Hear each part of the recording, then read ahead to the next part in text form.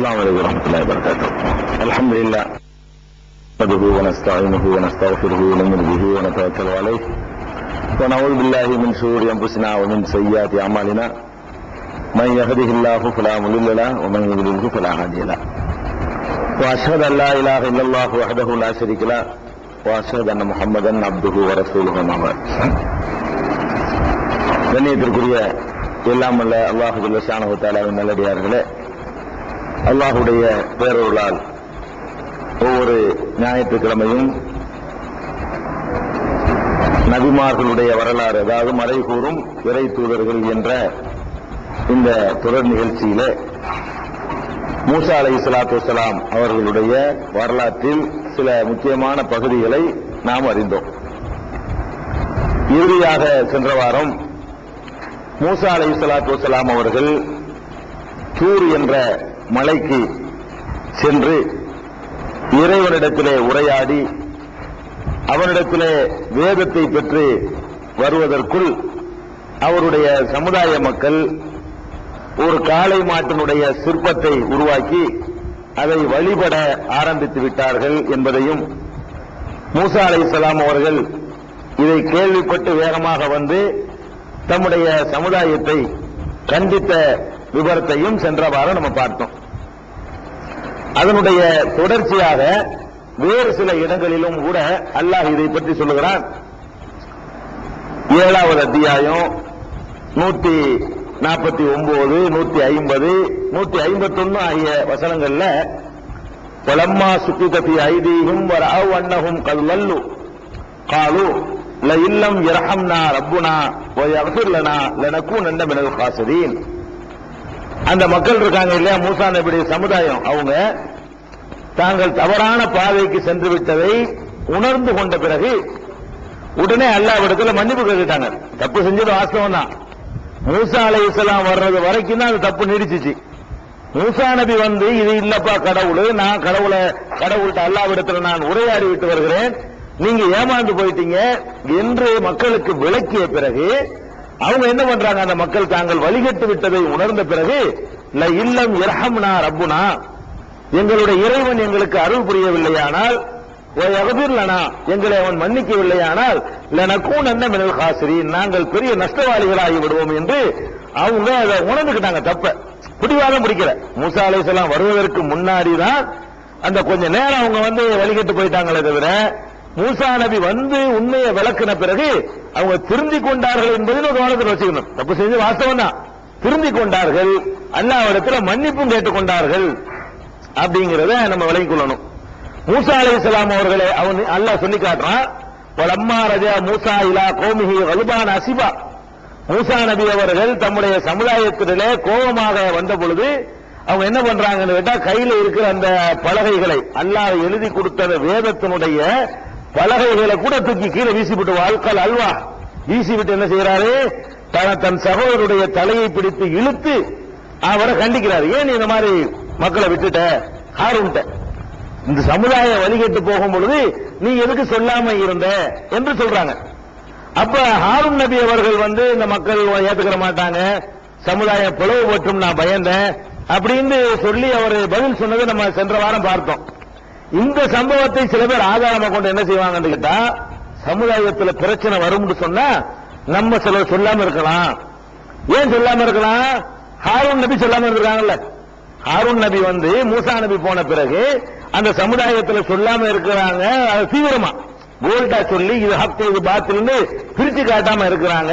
அதுக்கு என்ன காரணம் சொன்னாங்க, சமுதாயத்தை 2 கூற ஆக்கிட்டேன்னு நீ விமர்சனம் பண்ணிடுவ, உனக்கு பயந்துகிட்டு தான் நான் வந்து தீவிரமா சொல்லலன்னு மூசா நபிக்கு பதில் சொல்றாங்க. இதை நம்ம சென்ற வாரம் பார்த்தோம்.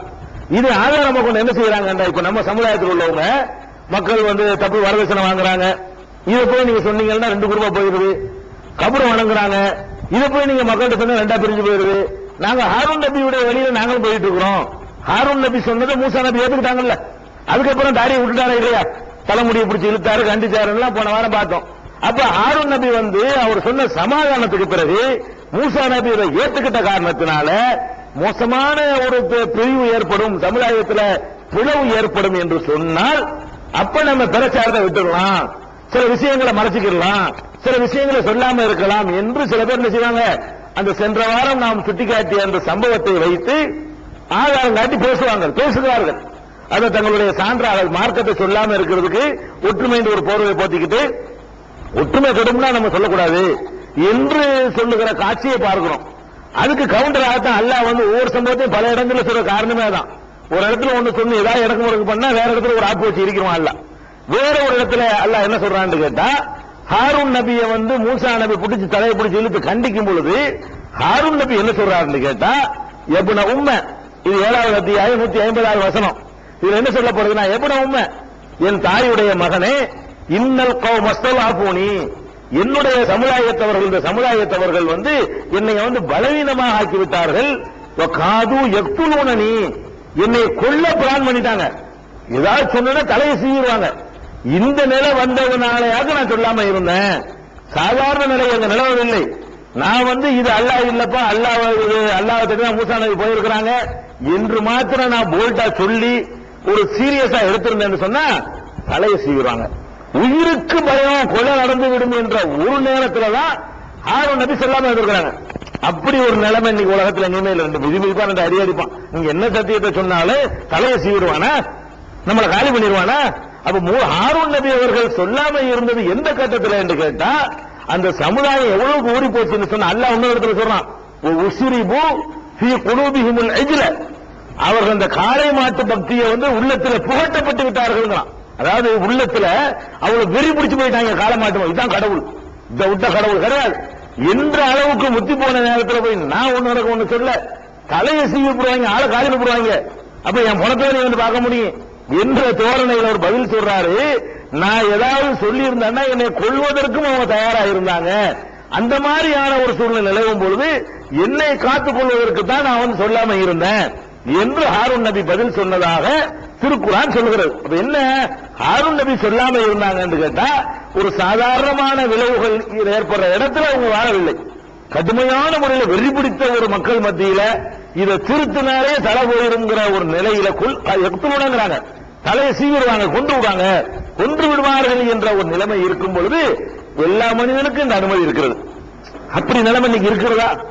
நீங்க போய் தர்காவை வழிபடக்கூடாதுன்னா தலையை சீவிடுவானா? மதகளை பின்பற்றக்கூடாதுன்னா கொண்டு விடுவானா? தாயத்து போட மிதிப்பான், அடிப்பான், உதைப்பான், ஊரை விட்டு வளர்க்கலாம். இதான் நடக்குமே தவிர ஹாரூன் நபி எந்த நிலையில அவர் சில விஷயங்களை தீவிரமா சொல்லாம இருந்தாரு, தலை போயிருந்த நிலையில இருந்தாரு. அதே நேரத்தில் மூசா நபி சொன்னாரே இல்லையா, ஹாரூன் நபி எப்படி இருந்தாரு, மூசா நபி வந்தவன அவ்வளவு சீரியஸா இருக்க மாட்டாங்கன்னு தெரிஞ்சவன அதே விஷயத்தை சொல்லி எரிச்சு கொளுத்தி கடல்ல கலந்தாலே கரைச்சாலே இல்ல சாம்பல அதையும் செஞ்சாரு. எதை நீங்க வழிபட்டார்களோ அதை சாம்பலாக்கி நாம் கடலிலே தூங்குவோம் என்று சொல்லிவிட்டு சீரியஸா சொல்லத்தான் செஞ்சாரு. அந்த மூசா நபி முன்னாடி எடுத்துக்க மாட்டாங்களாம். பலவீனமான நிலையை சொல்ல முடியாம அடி வாங்கி அவர் கொண்டு வாங்குற நிலையில இருந்தார் பாருங்க. அதை காரணம் காட்டிக்கிட்டு மக்கள்கிட்ட சொல்லக்கூடாது, எப்படி போனா அப்படி விட்டுருங்க, ஏதாவது சொல்லி ரெண்டா போயிருந்து வைங்க, சொல்லிடவே கூடாது என்று சொல்றாங்க பாருங்க. அந்த அர்த்தத்தில் அது இல்லை என்பதற்கு இந்த 7வது அத்தியாயம் 150வது வசனம் ஆதாரம் இருக்கு. அப்ப சொல்றாங்க, ஹாரூன் நபி சொல்றாங்க, காது யக்துலூனனி, என்னை கொல்லவும் அவர்கள் முயற்சித்தார்கள். பலா துஸ்மித் பி அல்லாதா, என்னை நீங்க அட்டாக் பண்ணி தாக்குதல் நடத்தி எதிரிகளுக்கு சந்தோஷம் உண்டாக்காதீங்க. என்னை போட்டு மக்கள் மத்தியில் மிச்சம் என்ன நினைப்பாங்க, நல்ல வேணும் அப்படி நினைச்சிருவாங்க. எதிரிகளுக்கு சந்தோஷம் உண்டாக்கிறாதீங்க அப்படி மூசா நபி கெஞ்சினாரு. அதனால வலா தஜால்னி மஅல் கௌமில் வாலிமீன், இந்த அநியாயக்கார கூட்டத்துக்கு என்னையும் சேர்த்துப்படாதீங்க, நான் இதுல சேர்ந்த ஆள் கிடையாது அப்படின்னு சொல்லி ஹாரூன் நபி சொல்றாங்க. உடனே மூசா நபி ஏத்துக்கிறாங்க. கால ரப்பி ஃபிர்லி வஹி, இறைவா என்னையும் மன்னிச்சிரு, என் சகோதரை மன்னிச்சு விடு, வதஹில்னா ஃபி ரஹ்மத்திக, உன்னுடைய அருள்ல எங்களை சேர்த்து விடு, அன்த அர்ஹமுர் ராஹிமீன், நீ தான் கருணையாளர்களுக்கெல்லாம் மிகச்சிறந்த கருணையாளன் என்று ஹாரூன் மூசா நபி சொன்னதாக அல்லாஹ் சொல்லி காட்டுகிறான். இதில் என்ன விளங்குதுன்னா, அந்த சம்பவம் நடந்த பிறகு அந்த மக்கள் திருந்திக் கொள்கிறார்கள் என்ற விவரமும் இந்த தொடரில் கிடைக்கிறது. மூசா நபியுடைய பிரதிநிதியாக இருந்த ஹாரூன் நபி அவர்கள் சில விஷயங்களை தீவிரமா சொல்லாமல் இருந்ததுக்கு காரணம் அங்கு நிலவுன ரொம்ப மோசமான ஒரு நிலைமை, உயிர் போயிடும் என்ற நிலைமை. உயிர் போயிடும் என்ற நிலையில ஈமானை கூட மறைத்துக் கொள்ளலாம் என்று அல்லாஹ் நமக்கு அனுமதிச்சிருக்கிறான். இல்லாமல் உக்ரிக கல்பு முத்துமையின்னும் பில் ஈமான், ஈமானால் உள்ளம் நிரம்பி இருக்கிற நேரத்தில் நிர்பந்தத்திற்கு ஒருத்தன் ஆளாக்கப்பட்டால் சிற்கான வார்த்தைகளை கூட மொழியலாம். இணை கற்பிக்கிறவா கொண்டு விடுவேன் சொல்லு, அல்லாஹ் இல்லைன்னு சொல்லுங்கிறான். சொல்லிட்டு தான் உயிரை காப்பாற்றி போக வேண்டியதான். அது மார்க்க குர்ஆன் அனுமதிக்குது. அப்படி உள்ளத்துல உள்ள கரெக்டான நம்பிக்கை வைத்துக் கொண்டு வாயால் சொல்லிக் கொள்ளலாம் என்று அல்லாஹ் கொடுக்கிற அந்த அனுமதி இருக்க, அதைத்தான் ஹாரூன் நபி யூஸ் பண்ணாங்களே தவிர அதை கொண்டு ஆதாரமா காட்டி நாங்க மக்களுக்கு சொல்ல பிரச்சனை வரும் அப்படின்னா நம்ம சொல்லாம இருந்துக்கலாம் என்று நம்ம என்ன செய்யக்கூடாது, எடுத்துக்கொள்ளக் கூடாது என்பதை இந்த இதை சேர்த்து பார்த்தோம்னா விளைவிக்கிறோம். இதுக்கப்புறம் மூசா நபி அவர்கள் என்ன பண்றாங்க, அந்த தொடர்ச்சி இந்த பலகையெல்லாம் தூக்கி போட்டாங்க. அதாவது கையில இருக்கிற வேதம், அந்த கையில வேத பலகையை அல்லாட்டுக்கு வாங்கிட்டு வந்து சமூகம் கெட்டு போச்சுன்னா தூக்கி போட்டு விட்டாரு. கோபம் வந்தா மனுஷன் நீங்களாம் என்ன செய்வோமோ அதான் மூசா நபி செய்யறாங்க. கோபம் வந்து விடுமையானால் இது வேதம் கூட ஒரு அல்லாவுடைய வேதம், அதை தூக்கி கீழே போட்டாருன்னு அல்லா சொல்லி உட்கார்ந்து சொல்லி காட்டுறான். பிறகு என்ன பண்றாங்கன்னு கேட்டா அல்லாஹ் அப்படி சொல்லி காட்டுறான். வலம்மா சக்கத் அம்மூசல் கலபு, மூசாவிடத்திலே கோபம் அடங்கிய பிறகு அகதல் அல்வா, உடனே பலகையெல்லாம் இருக்கிறார். ஆஹா பெரிய தப்பு, இழுத்துக்கு போட்டுவிட்டு இதுக்கு மேல கோபத்தில் அல்லாவுடைய வேதத்துக்கு போட்டுவிட்டமே என்று அந்த பலகைகளை எடுத்தார். நுஸ்கத்தியா ஹுதம் ரஹமத்துல் இல்லதீன ஹும் லிரப்பிஹிம் யர்ஹபூன், இறைவனை மாத்திரம் அஞ்சக்கூடிய மக்களுக்கு அதிலே நேர்வழி இருந்தது. அந்த பலகைகளிலே அதுல அல்லாஹ்வுடைய அருள் இருந்தது. அந்த மாதிரியான அறிவுரை தான் அவர் தூக்கி எறிஞ்சு விட்டாரு கோபத்துல. கோபம் அடங்கின உடனே அதை கையில எடுத்துக்கொண்டார் என்று அல்லாஹ் ரப்பல் ஆலமீன் சொல்லி காட்டுகிறான். அப்ப இது 754 இந்த சம்பவங்கள் சொல்லப்படுகிறது. இது மூசா நபி அந்த வேதத்தை வாங்கி வருவதற்கு இடையில இந்த மக்கள் வழிகட்ட சம்பவமும், வழிகட்ட பிறகு அவர்கள் திருந்தி கொண்ட சம்பவமும், ஹாரூன் நபியை கண்டித்த சம்பவமும் இதற்குள் அடங்குகிறது. இது போக இன்னொரு சில வசனங்கள் என்ன வருதுன்னு கேட்டா, அதை மேலோட்டமா பார்க்கக்கூடிய நேரத்தில் இந்த காளை மாட்டை வணங்குனாங்க இல்லையா, அவங்களுடைய பாவ மன்னிப்பு பெறுவதற்காக வேண்டி அவங்க அவங்களையே அழித்து கொண்டு கொலை செஞ்சுக்கிறணும், அவங்க தங்களையே மாய்த்து கொள்ள வேண்டும் என்று அந்த அந்த மூசா நபி சொன்னதாக ஒரு சில இடங்கள்ல குர்ஆன்ல கூட அந்த நிகழ்ச்சி இடம்பெறுகிறது. எப்படி வருதுன்னு பார்த்தா சூரத்துல் பக்கராவுல 2வது அத்தியாயத்துல 51 இருந்து 56 வரைக்கும் அதுல என்ன எல்லாம் சொன்னான்னு கேட்டா, இது அதனா மூசா 40 லைலா, மூசா நபிக்கு 40 இரவுகள் நம்ம வாக்களித்து இருந்தோம். சும்மத்தகத்துமுல் எஜில மின்பாதிஹி வஅன்தும் லாலிமூன், அவர் போன பிறகு நீங்கள் காளை மாட்டை கடவுளாக ஆக்கிக் கொண்டீர்கள், நீங்கள் அநியாயம் செய்தவர்களாக இருந்தீர்கள் அப்படின்னு சொல்லிட்டு சும்மா போன அன்கும் மின்பாதி தாலிக்க, இதற்கு பிறகு உங்களை நாம் மன்னித்து விட்டோம், லஅல்லக்கும் தஷ்குரூன், நீங்கள் நன்றி செலுத்துவதற்காக மன்னித்து விட்டோம் நல்லா சொல்லிட்டான்.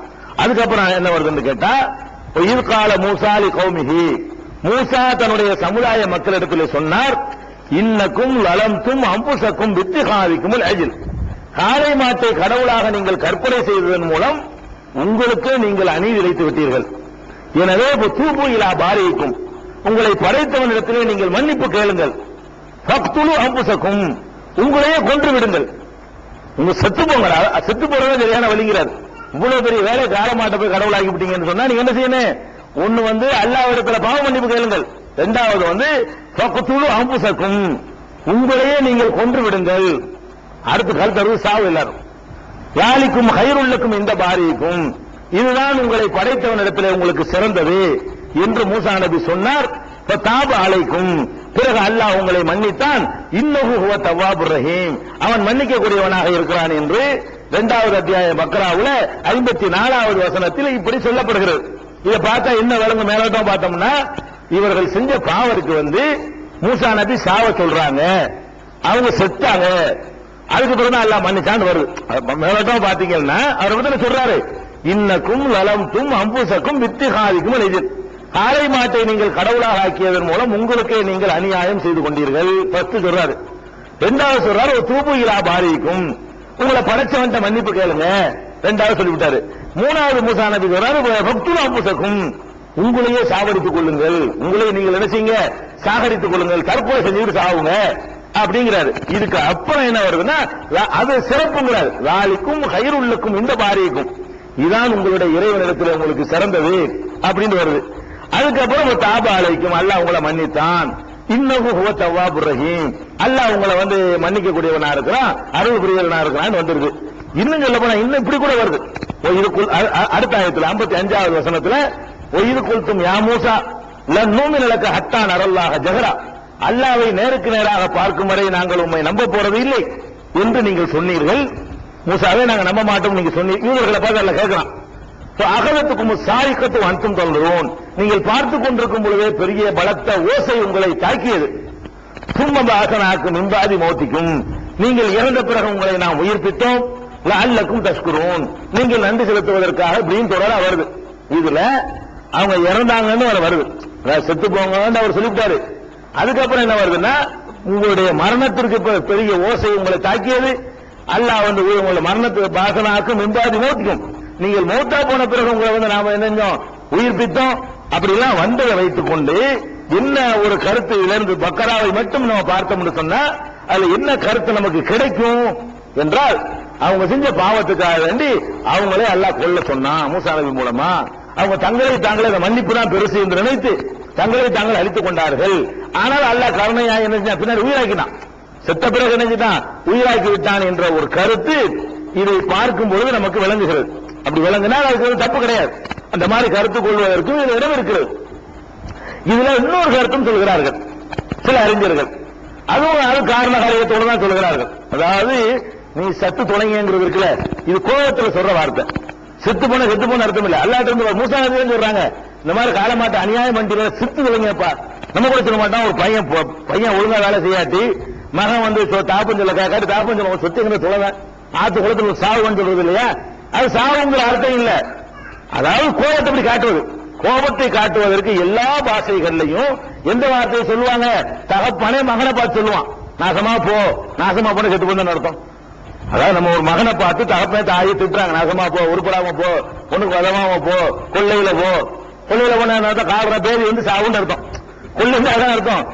பேரியில போன்னு சொல்லுவாங்க, பேரியில போ, கொள்ளையில போ, கழிச்சல்னா என்ன, கழிச்சல்னா அது பேரி, கழிச்சல்லவோ பேரியிலவோ கொள்ளையிலவோ நாசமா போ, உருப்படாம போ, இப்படி எல்லாம் சொல்றாங்க பாருங்க. எல்லாமே என்ன அர்த்தம், செத்து போன அர்த்தம். இது எல்லாத்துக்கும் கருத்து என்ன, கடைசியா செத்து போதான் சொல்றாங்க. நிஜமா அந்த அர்த்தமா, கோபத்தினுடைய உக்கிரத்தை அந்த வார்த்தையை கொண்டு வெளிப்படுத்துறாங்களே தவிர நிஜமா செத்து போயிட்டாலும் அவங்களும் அதிகமா அழுவாங்க. யார் செத்து போன்னு சொன்னாங்களோ அந்த தாய் வந்து உட்கார்ந்து நிஜமாக என்னை விட்டுட்டு போயிட்டே அழுவாங்க, இருக்கா இல்லையா? அப்ப இந்த மாதிரி ஒரு தப்பான ஒரு காரியம் செய்யும் பொழுது எல்லாருமே கோபத்தில், மூசா நபி ஒரு மனிதர் தான், அவர் மனிதர் என்ற முறையில் அவர் கோபத்தை எப்படி காட்டுவார், செத்து நாசமா போங்கடா, அநியாயம் பண்ணி காலமாட்டு போய் கடவுள நாசமா தொலைஞ்சு போங்க, செத்து போங்க என்று சொன்னதாகத்தான் எடுத்துக்கணுமே தவிர கருத்து நெசமா சாவு அப்படின்னு ஒரு நபி சொல்லுவார். பாவத்துக்காக வேண்டி சாவுங்கிறது அது ஒரு நல்லதா? அல்லாஹ் கொடுத்த அந்த டைம் வர்றதுக்கு முன்னாடி உங்களே செத்துக்கிறங்க, தற்கொலை பண்ணிக்கிறங்க, உங்களே அடிச்சு நாசமா போங்க, நேரடி அர்த்தத்தில் இப்படி சொல்லுவாங்க. கோபம் வந்துச்சுன்னு ஒரு எந்த அளவு கோபம் உக்கிரமா இருந்துச்சுன்னு சொன்னா அவர் கையில் இருக்கிற அல்லாஹ்வுடைய வேதத்துக்கு கீழே போடுறாரு. நம்ம கூட போட மாட்டோம். எவ்வளவு கோபம் வந்தாலும் குர்ஆன் கையில் இருக்கு தூக்கி போடுவோமா? எவ்வளவுதான் கோபம் வந்தாலும் அதுக்கு மேல கோபம் வந்திருக்கு அவருக்கு. இந்த கொடுமையை பார்த்த உடனே நமக்கும் உங்களுக்கு எல்லாம் என்ன கோபம் வருமோ அதெல்லாம் தாண்டுற கோபம். நம்ம கூட குர்ஆன் கையில இருந்து என்ன கோபம் தான் குர்ஆன் போடுவீங்களா? இவ்வளவுதான் உங்க மேல கோபம் இருக்குமா? கையில குர்ஆன் இருக்கு, குர்ஆனுக்கு வீசிட்டு போய் அடிக்கல ஒருத்தனை, அப்படி அடிக்க மாட்டான். அவ்வளவு கோபம் யாருக்கு வராது. மூசா நபிக்கு என்ன வருது, நீங்க செஞ்ச அக்கிரமத்தை பார்த்த உடனே வேதத்துக்கு கீழே போட்டு ஒரே சாவு. அவர் பிடிக்கிறார் தம்பியை போய், என்ன செஞ்சுட்டு இருந்தீங்க, இதெல்லாம் என்ன பண்ணிட்டு இருந்தேன் போன பிறகு என்று கேட்கிறார். அப்ப அவ்வளவு கோபத்தில் இருக்கும் பொழுது சொன்ன வார்த்தை இது, செத்து பொங்கலாரு. கோபத்தில் சொன்ன வார்த்தைக்கு சாதாரண அர்த்தம் கொடுக்கலாமா? ஒரு சாராருடைய வாதம் கரெக்ட் தான். கேள்வி என்னன்னா, கோபத்தை அவர் காட்டுறாரு அப்படின்றது.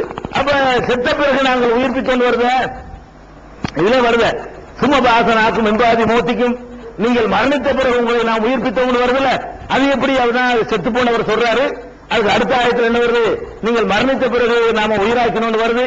அப்ப நெசமா தானே செத்து போயிருக்கிறாங்க சொல்லி இதை வச்சுக்கிட்டு ஒரு சப்போர்ட் பண்ற மாதிரி அமைஞ்சிருக்கு இந்த வாசனம்.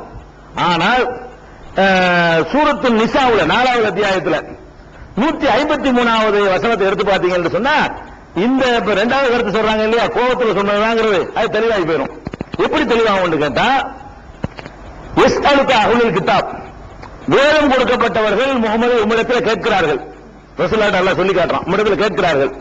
என்ன கேட்கிறார்கள்னா, அந்த நஸில் அலைஹிம் கிதாபும் மினஸ் ஸமா, வானத்தில் இருந்து ஒரு புத்தகத்தை சொன்ன வசனம் தான் இது, வேற விஷயத்துக்காக சொல்லி இருக்கிறோம். இதுல இன்னொரு பாயிண்ட் அது இருக்குது. வானத்திலிருந்து ஒரு வேதத்தை நீ இறக்கிட்டு வரணும், அல்லாட்ட இருந்து வருதுங்கிறீங்களா, அப்படி புக்கு இறங்க நேரம் பார்க்கணும். அப்ப அல்லாட்ட இருந்து உதவுறோம், வேதத்தை வர்றாருங்க ஒன்று சொல்லிட்டு போறாருங்கிற வானம் வருது, அதெல்லாம் நாங்க தயாரா இல்ல.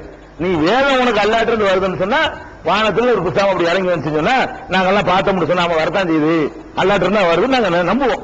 நீ வானத்திலிருந்து ஒரு புத்தகத்தை இறக்கி காட்டு, அப்பதான் நாங்க நம்புவோம் என்று உம்மிடத்தில் வந்து கேட்கிறார்கள். அல்லாஹ் சொல்றான், உம்மிடத்தில் கேட்கிறார்கள், கவலைப்படாது, கவலைப்படாத. பக்கத்து சாலு மூசா அக்பரம் என்றாலிக்க, மூசாவிடத்தில் இதை விட பெரிய விஷயத்தை கேட்டார்கள். உம்மிடத்திலே புத்தகத்தை கேட்டான், மூசாவிடத்தில் என்னையவே கேட்டான். என்னையே இறங்க சொன்னாங்க. மூசா இடத்துல என்ன கேட்டான்? என்னையவே இறங்கி வர சொல்லி கேட்டுவிட்டாங்க. நல்லா சொல்றான். சாலு மூசா அக்பர் என்றாரிக்க. மூசா இடத்துல இதை விட பெரிய விஷயத்தை கேட்டுவிட்டாங்க. என்ன கேட்டா? காலு அரிநல்லாக ஜகரா, அல்லாவே நேர கொண்டாந்து காட்டுண்டான். இவங்களுக்கு பரவாயில்ல, புஸ்தகத்தை காட்டுன்னு சொல்றாங்க. இவங்க சொல்றாங்க புஸ்தகத்தை காட்டுன்னு சொல்றாங்க. அவங்க அல்லாவை கொண்டாந்து காட்டு விட்டாங்க. அவங்க அந்த மாதிரி கேட்டாங்க. எப்ப பரவாயில்லைங்க, உன் சமுதாயம் பரவாயில்ல, மூசா நபியுடைய சமுதாயம் ரொம்ப மோசம். ஒரு ஆறுதலுக்கு எல்லாம் சொல்றான். இதுக்கெல்லாம் கவலைப்படாது, தாண்டி மூசா நபி அதாவப்படுத்திருக்காங்க அவங்க சமுதாயம் அப்படின்னு சொல்லிவிட்டு அகலத்துக்கும் சாரிக்கத்துக்கு உண்மையும் அவர்களுடைய அநியாயத்தின் காரணமாக இடி ஓசை அவர்களை தாக்கியது. ஓசை எப்ப தாக்கியது? அல்லாஹ்வை நேர காட்டுன்னு சொன்ன உடனே தாக்கியது. அப்ப அல்லாஹ்வை நேர காட்டுங்கிறதும் தாக்கி இருக்கு, மன்னிப்புக்காக இல்ல. தாக்கின பிறகுதான் சும்மத்தகவுல் இஜ்ல, பிறகு அவர்கள் காளை மாட்டவர்கள் கடவுளாக ஆக்கினார்கள் என்று சொல்லி இதுதான் முந்தியது அதுதான் பிந்தியது நல்லா சொல்லி காட்டுறான். என்ன சொல்றான்னு கேட்டா, இந்த காளை மாட்டை வணங்குறது ஃபர்ஸ்ட் நிகழ்ச்சியா, அல்லாஹ்வை நேர காட்டுன்னு சொன்னது ஃபர்ஸ்ட் நிகழ்ச்சியா என்றால் 4வது அத்தியாயம் 153வது வசனத்தில் அல்லாஹ் என்ன சொல்றான்? சும்மாங்கிற வார்த்தையை போடுறான். சும்மாண்டா என்ன அர்த்தம் கேட்டா பிறகுன்னு அர்த்தம். முதல்ல ஒரு காரியத்தை சொல்லிவிட்டு சும்மாண்டு போட்டா அடுத்தபடி இரண்டாவதான் நடக்குது, அதான் முதல்ல அர்த்தம் சும்மாங்கிற சொல்லுக்கு. இங்க அல்லாஹ் என்ன சொல்றான்னு கேட்டா, முதல்ல அல்லாஹ்வை காட்டுன்னு கேட்டாங்க, உடனே அட்டாக் பண்ணி ஆளை மூத்தாக்கி விட்டோம். ஓசை தாக்கியதுன்னா ஆள் குளோஸ், பிறகுதான் உயிராக்கிருக்கான். அல்லாஹ்வை காட்டுன்னு சொன்னதுக்கு தான் அந்த பனிஷ்மெண்ட். எதுக்கு இல்ல? காலமாட்ட வணங்குறதுக்கு அர்த்தத்துக்கு சாகுறது அல்ல. அல்லாஹ்வை காட்டுன்னு கேட்டாங்க, உடனே அட்டாக் பண்ணி அவனை தாக்கிட்டோம். அதுக்கு பிறகுதான் காலமாட்ட வணங்கினாங்க 453 சொல்லுது. அப்ப காலமாட்ட வணங்குறதுக்கு முன்னாடி ஆட்களை காலி பண்ணிட்டான்ல. இந்த காலமாட்ட வணங்குறதுக்காக வேண்டி காலி பண்ணல. 453 சேர்த்து பாத்தீங்க என்று சொன்னா என்ன கருத்து வரும்? முதல்ல அல்லாஹ்வை காட்டு, ஏதோ ஒரு சந்தர்ப்பத்தில் அல்லாஹ்வை காட்டுன்னு கேட்டுவிட்டாங்க. அல்லாஹ்வை காட்டுன்னு சொன்ன ஆளுக்கு அல்லாஹ் அந்த பனிஷ்மெண்ட் தான் கொடுக்குறான். மூசா நபிக்கு அதான் கொடுத்தான். அல்லாஹ்வை காட்டுன்னு இவங்களுக்கு மட்டும் இல்ல, அல்லாஹ்வை காட்டுன்னு மூசா நபி நான் உன்னை பார்க்கணும்னு கேட்கும் பொழுது அந்த மலையை பாருன்னு சொன்னான். மலையில ஒளியை பாய்ச்சிய பிறகு அவர் மூர்ச்சியாகி விழுந்தாருங்க. அல்ல பலம்மா ஹர்ர மூசா சைகா, மூசா வந்து மூர்ச்சித்து கீழே விழுந்து விட்டாருங்களாம். அப்ப அல்லாஹ்வை காட்டுன்னு யாரு கேட்டாலும் ஒரே அற என்ன காட்டுக்குற, இது அல்லாஹ்வுடைய பனிஷ்மெண்டா இருக்குது. அப்ப அல்லாஹ்வை காட்டுன்னு கேட்க கூடாது. அப்படி யாரு கேட்டாலும் உடனே நான் என்னை இந்த சாதாரண சத்தத்தை உனக்கு அட்டாக தாங்கிக்கிற முடியல, இன்னும் எப்படி நீங்க பாப்பீங்க? அவட்ட போயிட்டே இல்லையா, இன்னும் எப்படி நீ பார்க்க முடியும் உன்னால? அப்படிங்கிற ஒரு கோபத்துல எல்லாம் என்ன செய்யறான்னு கேட்டா, இப்படி கேட்டவர்களை எல்லாம் இப்படித்தான் பண்றான். அல்லாஹ்வை காட்டுன்னு கேட்டா பனிஷ்மெண்ட் என்ன? உடனே அழிச்சு போடுறான், அல்ல மூர்ச்சியாகி விழுந்துடுறான். அந்த மாதிரி அவர்களை வந்து மூர்ச்சிக்க வைத்து உயிராக்கி இருக்காங்க போது அவங்களை இறந்த பிறகு உயிர்ப்பித்தல் என்பது எதுக்கு நடந்தது? அல்லாஹ்வை காட்டு என்ற குற்றத்துக்காக நடந்தது. அது முந்திய சம்பவம். அதுல இருந்து அல்லாஹ் உயிராக்குனா காலமாட்ட வணங்குறது பிந்திதான் நடக்குன்னு இந்த வசனம் சொல்லுது. அப்ப ரெண்டு சம்பவத்தையும் சேர்த்து அல்லாஹ் சொல்லும் போது பக்கராவுல உங்களை மரணித்த பிறகு உயிர்ப்பித்தோங்கிறான். அதுல சும்மாங்கிற வார்த்தையை போடல. சும்மாங்கிற வார்த்தையை போட்டோம்னா ஒன்னு முந்தி உதாரணம் எடுத்துக்கிறோமே, இப்ராஹிம் வந்தான், இப்ராஹிமும் மூசாவும் வந்தாருங்கிறோம். இப்ராஹிமும் மூசாவும் வந்தார். யாரு முந்தி வந்தா அதெல்லாம் சொல்ல முடியாது. யாரு வேணாலும் முந்தி வந்திருக்கலாம். இதுல வரிசை கிரமத்தை எடுக்க இயலாது. இப்ராஹிம் மூசா வந்தாங்க, அவ்வளவுதான் தெரியும். யாரு வேணாலும் முதல் வந்திருக்கலாம். இப்ராஹிம் முதல் வந்தாலும் இப்படி சொல்லலாம், மூசா முதல் வந்தாலும் இது வார்த்தை சொல்லலாம். இப்ராஹிம் மூசா வந்தார் என்று சொல்றோம். இப்ராஹிம் வந்தார் பிறகு மூசா வந்தார் என்ன அர்த்தம்? முதல்ல இப்ராஹிம் தான் வந்தார், பிறகு ரெண்டாவது மூசா வந்தார். பிறகுன்னு போட்டா என்ன அர்த்தம்? இப்ராஹிம் மூசா வந்தாருன்னா ரெண்டு பேரும் வந்தாங்கப்பா. யாரு முந்தி குந்திங்க பேசல, யார் வேணாலும் முந்தி வந்திருக்கலாம். அதை நான் சொல்ல விரும்பவில்லை. ரெண்டு பேரும் வந்தார்கள் என்பது மட்டும் அதுக்கு அர்த்தம் வரும். இவரும் வந்தார் அவர் வந்தார். இவங்க போட்டோம்னா இவனும் அவனும் அதுவும் இதுவும் உம்மு போடுறோம்ல, இந்த உம்மு போட்டோம்னா என்ன அர்த்தம் வரும்னு கேட்டா, ஒன்னு முந்தி ஒன்னு பிந்திங்கிற கருத்து வராது. ரெண்டு பேரும் வந்தார்கள் என்ற கருத்து தான் வரும். ஆனால் இவர் வந்தாரு பிறகு அவர் வந்தாருன்னு போட்டீங்கன்னா, பிறகு என்பதை போட்ட காரணத்தினால அவர் இரண்டாவது வந்தால்தான், முதல்ல அவர் வந்துட்டாரு அப்படின்னு அர்த்தம் வந்துடும். இந்த பக்கராவை சொல்லும் பொழுது என்ன பண்றான் அல்லாஹ் என்ன சொல்றான்னு கேட்டா, பிறகுங்கிற வார்த்தையை போடாம என்ன வார்த்தையை போடுறான்? செத்து போங்கடான்னு மூசா சொன்னாரு. அல்லாஹ் காட்ட சொன்னாங்க, உடனே அவர்களை ஓசை தாக்கி எழுதுறான். எது முந்தி எது பிந்தி போடல, சும்மாட்டு போடல. இன்னும் மேலும் இப்படி பல சம்பவங்களை தொகுத்து சொல்லும் பொழுது உன்னை முந்தி சொல்லுவோம். நான் அனைத்து சொல்லிட்டு இருக்கிறேன், அந்த டேட் வாரியா கரெக்டாக நான் சொல்றேன். ஒரு தடவை பிந்தி உள்ள சம்பவத்தை சொல்றேன், ஒரு தடவை முந்தி உள்ளதை சொல்றேன். நான் சொல்லிட்டு இருக்கிறதுல இந்த தொடர்லயே மூசா நபியுடைய சொல்லும் போது என்ன பண்றேன்? அவருடைய வாழ்க்கையில உள்ள முந்தைய சொல்றேன் பிந்தி சொல்றேன் மாத்தி மனிதன் தான் சொல்ல முடியும். இந்த மாதிரியா சொல்ற தோரணையில தான் பக்கரா அமைஞ்சிருக்கிறது. 453 என்ன அமைஞ்சிருக்கு கேட்டா முதல்ல நடந்தது இது, ரெண்டாவது நடந்தது இது. அப்ப செத்தது எதுக்கு தான்? அல்லாஹ்வை காத்துங்கிறதுக்கு தான் செத்தாங்க. அதுக்கு தான் அல்லாஹ் உயிராக்கினான். மன்னிப்பு அல்லாஹ் அத அந்த அவங்களை சும்மா மன்னிச்சுட்டான். மன்னிப்பு கேட்டவன நினைச்சிட்டான் அல்லாஹ், திருந்தி கொண்ட உடனே அல்லாஹ் மன்னிச்சுட்டான். அப்படிங்கிறது தான். அதுவும் தற்கொலை செய்ய அல்லாஹ் தூண்ட மாட்டான். தற்கொலை செய்யுமாறு ஒரு கோபத்துல வேற சொல்றாங்க. அதனால மௌத்துக்கு பிறகு உயிராக்கணும் என்பது இந்த பாவத்துக்காக மௌத்தாக்கல, பாவத்துக்காக இல்ல, அல்லாஹ்வை காட்டுங்க அந்த பாவத்துக்கு தான். அந்த பாவத்தை நபியா இருந்தாலும் செஞ்ச அல்லாஹ்வுடைய பனிஷ்மெண்ட் அப்படித்தான் இருந்திருக்கு என்பதை நம்ம நேற்று அல்லாஹ் காணவில்லை என்ற தலைப்பிலையும் சொல்லியிருக்கிறோம். இப்படித்தான் நல்லா கோபமான ஒரு விஷயமா எடுத்துக்கிறான், அல்லாஹ்வை காட்டுன்னு கேட்கக்கூடாது அப்படிங்கிற அடிப்படையில இதை நம்ம புரிஞ்சுக்கணும். அதே மாதிரி இதுலயும் சொல்றான். இன்னொன்னு என்னன்னு கேட்டா 7வது அத்தியாயத்திலையும் இவர்கள் பாவ மன்னிப்பு கேட்ட சம்பவம் இருக்குல்ல, அது தொடர்பாக ஒரு செய்தி வருகிறது. என்ன வருது என்று கேட்டா, வக்தார மூசா கௌமஹு 70 ரஜுலா, மூசா நபி அவர்கள் 70 பேரை தேர்வு செய்தார்கள். 70 பேரை செலக்ட் பண்ணி தேர்ந்தெடுக்கிறார்கள் தன் சமுதாயத்திலிருந்து. நாம் வாக்களித்த இடத்திற்கு வருமாறு எல்லாம் ஒரு இடத்துக்கு கூட்டிட்டு சொல்லிட்டான். 70 பேரை புறக்கி எடுத்து கொண்டு போறார்.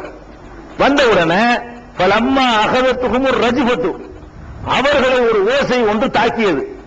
தாக்கின உடனே கால ரப்பி லவ்சியத்த அகலத்தகும் மின் கபுல் ஐயாய, இறைவா நீ நினைத்திருந்தால் இவர்களை முன்னாடியே அழிச்சிருக்கலாம். கூட்டிட்டு வர சொல்லி இந்த இடத்துல வச்சு நீனா 70 பேரை பொறுக்கிட்டு வர சொன்ன, நான் 70 பேரை தனியா ஒதுக்கி கூட்டிட்டு வந்துட்டேன். இங்க வச்சு நினைச்சிட்டு அவங்களை காலி பண்ணி விட்டேன். நான் தான் காலி பண்ணிட்டேன் சொல்ல போறாங்க அவங்க. அங்க வச்சு காலி பண்ணிருக்கலாம். அவர் கேட்கிறார் மூசா நபி, அப்ப அத்துகுலிப்புனா பிமா பால சுபகாலம் என்ன, எங்கள மூடர்கள் செஞ்ச காரியத்துக்காக வேண்டி எங்களை நீ நாசமாக்குறியா அப்படின்னு மூசா நபி கேட்கிறாங்க. என்ற ஒரு சம்பவம் 7வது அத்தியாயத்துல 155வது வசனத்தில் வருகிறது. இதை வச்சு என்ன சொல்றாங்க கேட்டா, இன்னும் சில குர்ஆனுடைய விரிவுரையாளர்கள் சொல்ற கருத்து, அந்த காலமாட்ட வணங்கினாங்கல்ல அதுக்கு பனிஷ்மெண்டாக ஒரு 70 பேர் நல்லா அவர்களை பொறுக்கி எடுத்துட்டு வந்தான். நல்லா 70 பேர் பொறுக்கிட்டு அந்த 70 பேருக்கு பனிஷ்மெண்ட் கொடுத்தான்ல, தாக்க அந்த ஓசை தாக்கி நெஞ்சிச்சு அவங்களை அழிச்சது அப்படிங்கிற மாதிரியான ஒரு கருத்தை சில அறிஞர்கள் என்ன செய்யறாங்க, பல அறிஞர்கள் இந்த வசனத்துக்கு தருகிறார்கள். மேலோட்டம் பார்த்து அப்படி தெரியுது. மேலோட்டம் பாத்தீங்கன்னு சொன்னா, மூசா சமுதாயத்தில் 70 பேரை தேர்ந்தெடுக்கிறாரு. குறிப்பிட்ட இடத்துக்கு வந்துட்டாங்க. வந்த உடனே ஓசை இடி ஓசை, பெரிய ஓசை தாக்கியது. தாக்கின உடனே மூசா நபி கேட்கிறாங்க, எல்லாம் முன்னாடியே இவங்களை அப்படி அடிச்சிருக்கலாம், கூட்டிட்டு வந்து அடிக்கிறதுக்கு பதிலா நான் தான் கூட்டிட்டு போய் கொண்டுட்டேன்றாங்களே, அவங்களோட வச்சுக்கிட்டு அடிச்சா ஏமால பழி வராதுங்கிற அடிப்படையில் சொல்றாரு. நீங்க நினைச்சிருந்தால் முன்னாடியே செஞ்சிருக்கலாமா, இல்ல இப்ப இந்த மாதிரி அவங்க செஞ்சிருக்காங்க இவங்களுக்கு அழிக்கிறேன்னு சொல்றாரு. அப்ப இந்த நல்லா இருக்குன்னு வழங்குது. ஒரு வார்த்தையில் என்ன வழங்குதுன்னா, நீ அவர்கள் மூடர்கள் செய்த செயலுக்காக வேண்டி இவர்களை தண்டிக்க வேண்டுமா அப்படின்னு என்ன அர்த்தம்? இவங்க தப்பு செய்யணும் அர்த்தம். இவங்க தப்பு செய்யாத ஆட்கள். அப்ப இப்படிங்கிற கருத்து தான் இதுல மேலோட்டம் பார்க்கும்போது வருது. ஆனால் குர்ஆனுடைய வேறு பல வசனங்களை நீங்கள் எடுத்து பார்த்தீர்களே, ஆனால் இது அல்லாஹ்வுடைய அந்த நெறிக்கும் நீதிக்கும் இது எதிரானது வழங்கும். அல்லாஹ்வுடைய நீதி என்ன? ஒரு சுமையை ஒரு சுமக்க மாட்டான். அவன் போய் மாட்ட வணங்க இவங்க நல்லவங்களை ஒரு 70 பிடிச்சது குறைக்கணும். அவர்கள் மாட்ட வணங்கினாங்க என்பதற்காக வேண்டி வணங்கிய குற்றவாளிகளை தான் தண்டிக்கணும். இவங்க யாரை மூடர்கள் செஞ்சதுக்காக வேண்டி இந்த நல்ல மக்களை அழிக்கணுமா அல்லான்னு கேட்கிறாரு. மூசா நபி கேட்டதுல இருந்து இவங்க நல்லவங்க விளங்குது. அது வக்தார தேர்ந்தெடுத்தார்னு வருது. நல்ல ஆட்களை பொறுக்கி எடுத்துட்டு அவங்கள அல்லாஹ் காலியாக்கினாங்கிற மாதிரி அந்த இதை மட்டும் பார்க்கும் பொழுது, இந்த வசனத்தை மட்டும் ஒருவர் பார்த்தாரையானால் இந்த மாதிரி தான் அந்த கருத்தை அவருக்கு படும். அப்படிதான் நல்லவங்க அழிக்கப்பட்டிருக்காங்க. சம்பந்தம் இல்லாத ஆட்களை எவனோ செஞ்ச தப்புக்காக வேண்டி எவனோ அழிக்கப்படுற மாதிரி ஒரு தோரணை இதுல கிடைக்கிறது. ஆனால் குர்ஆனை நீங்க வேற இதை அப்படி தனியா வைத்துக் கொண்டு இதை எப்படி புரிந்து கொள்வதற்கு என்பதற்கு முன்னாடி குர்ஆனுடைய மொத்த சாராம்சத்தை வழங்குறதுக்கு வேற வேற வசனங்களுக்கு நீங்க போகணும். வேறு வசனங்கள் என்ன சொல்லப்படுது? பல வசனங்கள் அல்லாஹ் சொல்றான். அல்லைஸலில் இன்சானி இல்லா மா ஸா, எந்த மனிதனுக்கும் அவன் முயற்சித்ததை தவிர வேறு இல்லை. அவன் என்ன பாடுபட்டானோ அதுதான் அவனுக்கு கிடைக்கும். குர்ஆனுடைய வசனம். அதே மாதிரி குல்லு இம்ரியின் பிமா கஸப ரஹீன், ஒவ்வொரு மனிதனும் தான் செய்வதற்குத்தான் பொறுப்பாளியாக ஆக்கப்பட்டிருக்கிறான். தான் செய்யாததுக்கு அவன் பொறுப்பாளியாக மாட்டான் அப்படின்னு குர்ஆன் சொல்லுகிறது. வலா தஸிரு வாஸிரத்துன் விஸ்ர உக்ரா, ஒருவருடைய சுமையை இன்னொருவர் சுமக்கவே மாட்டார் அப்படின்னு சொல்லி குர்ஆன் சொல்லுது. இன்னொரு இடத்துல சொல்லுகிறது தில்க உம்மத்தும் கதகலத், அவங்க சென்று விட்ட சமுதாயம், லஹா மா கஸபத் வலக்கும் மா கஸப்தும், அவங்க செஞ்ச அவங்களுக்கு நீங்க செஞ்ச உங்களுக்கு, அவங்க ஆளமாட்டவங்க அவனுக்கு, அதுக்கான இவரை மிதிக்க முடியாது. அதனால அதுக்கு அர்த்தம் அவர்கள் செய்த அவர்களுக்கு இவர்கள் செய்த இவர்களுக்கு, வலா துஸ்அலூன அம்மா கான யாமலூன், அவங்க செஞ்சதை பத்தி நீங்க கேட்கப்பட மாட்டீங்க.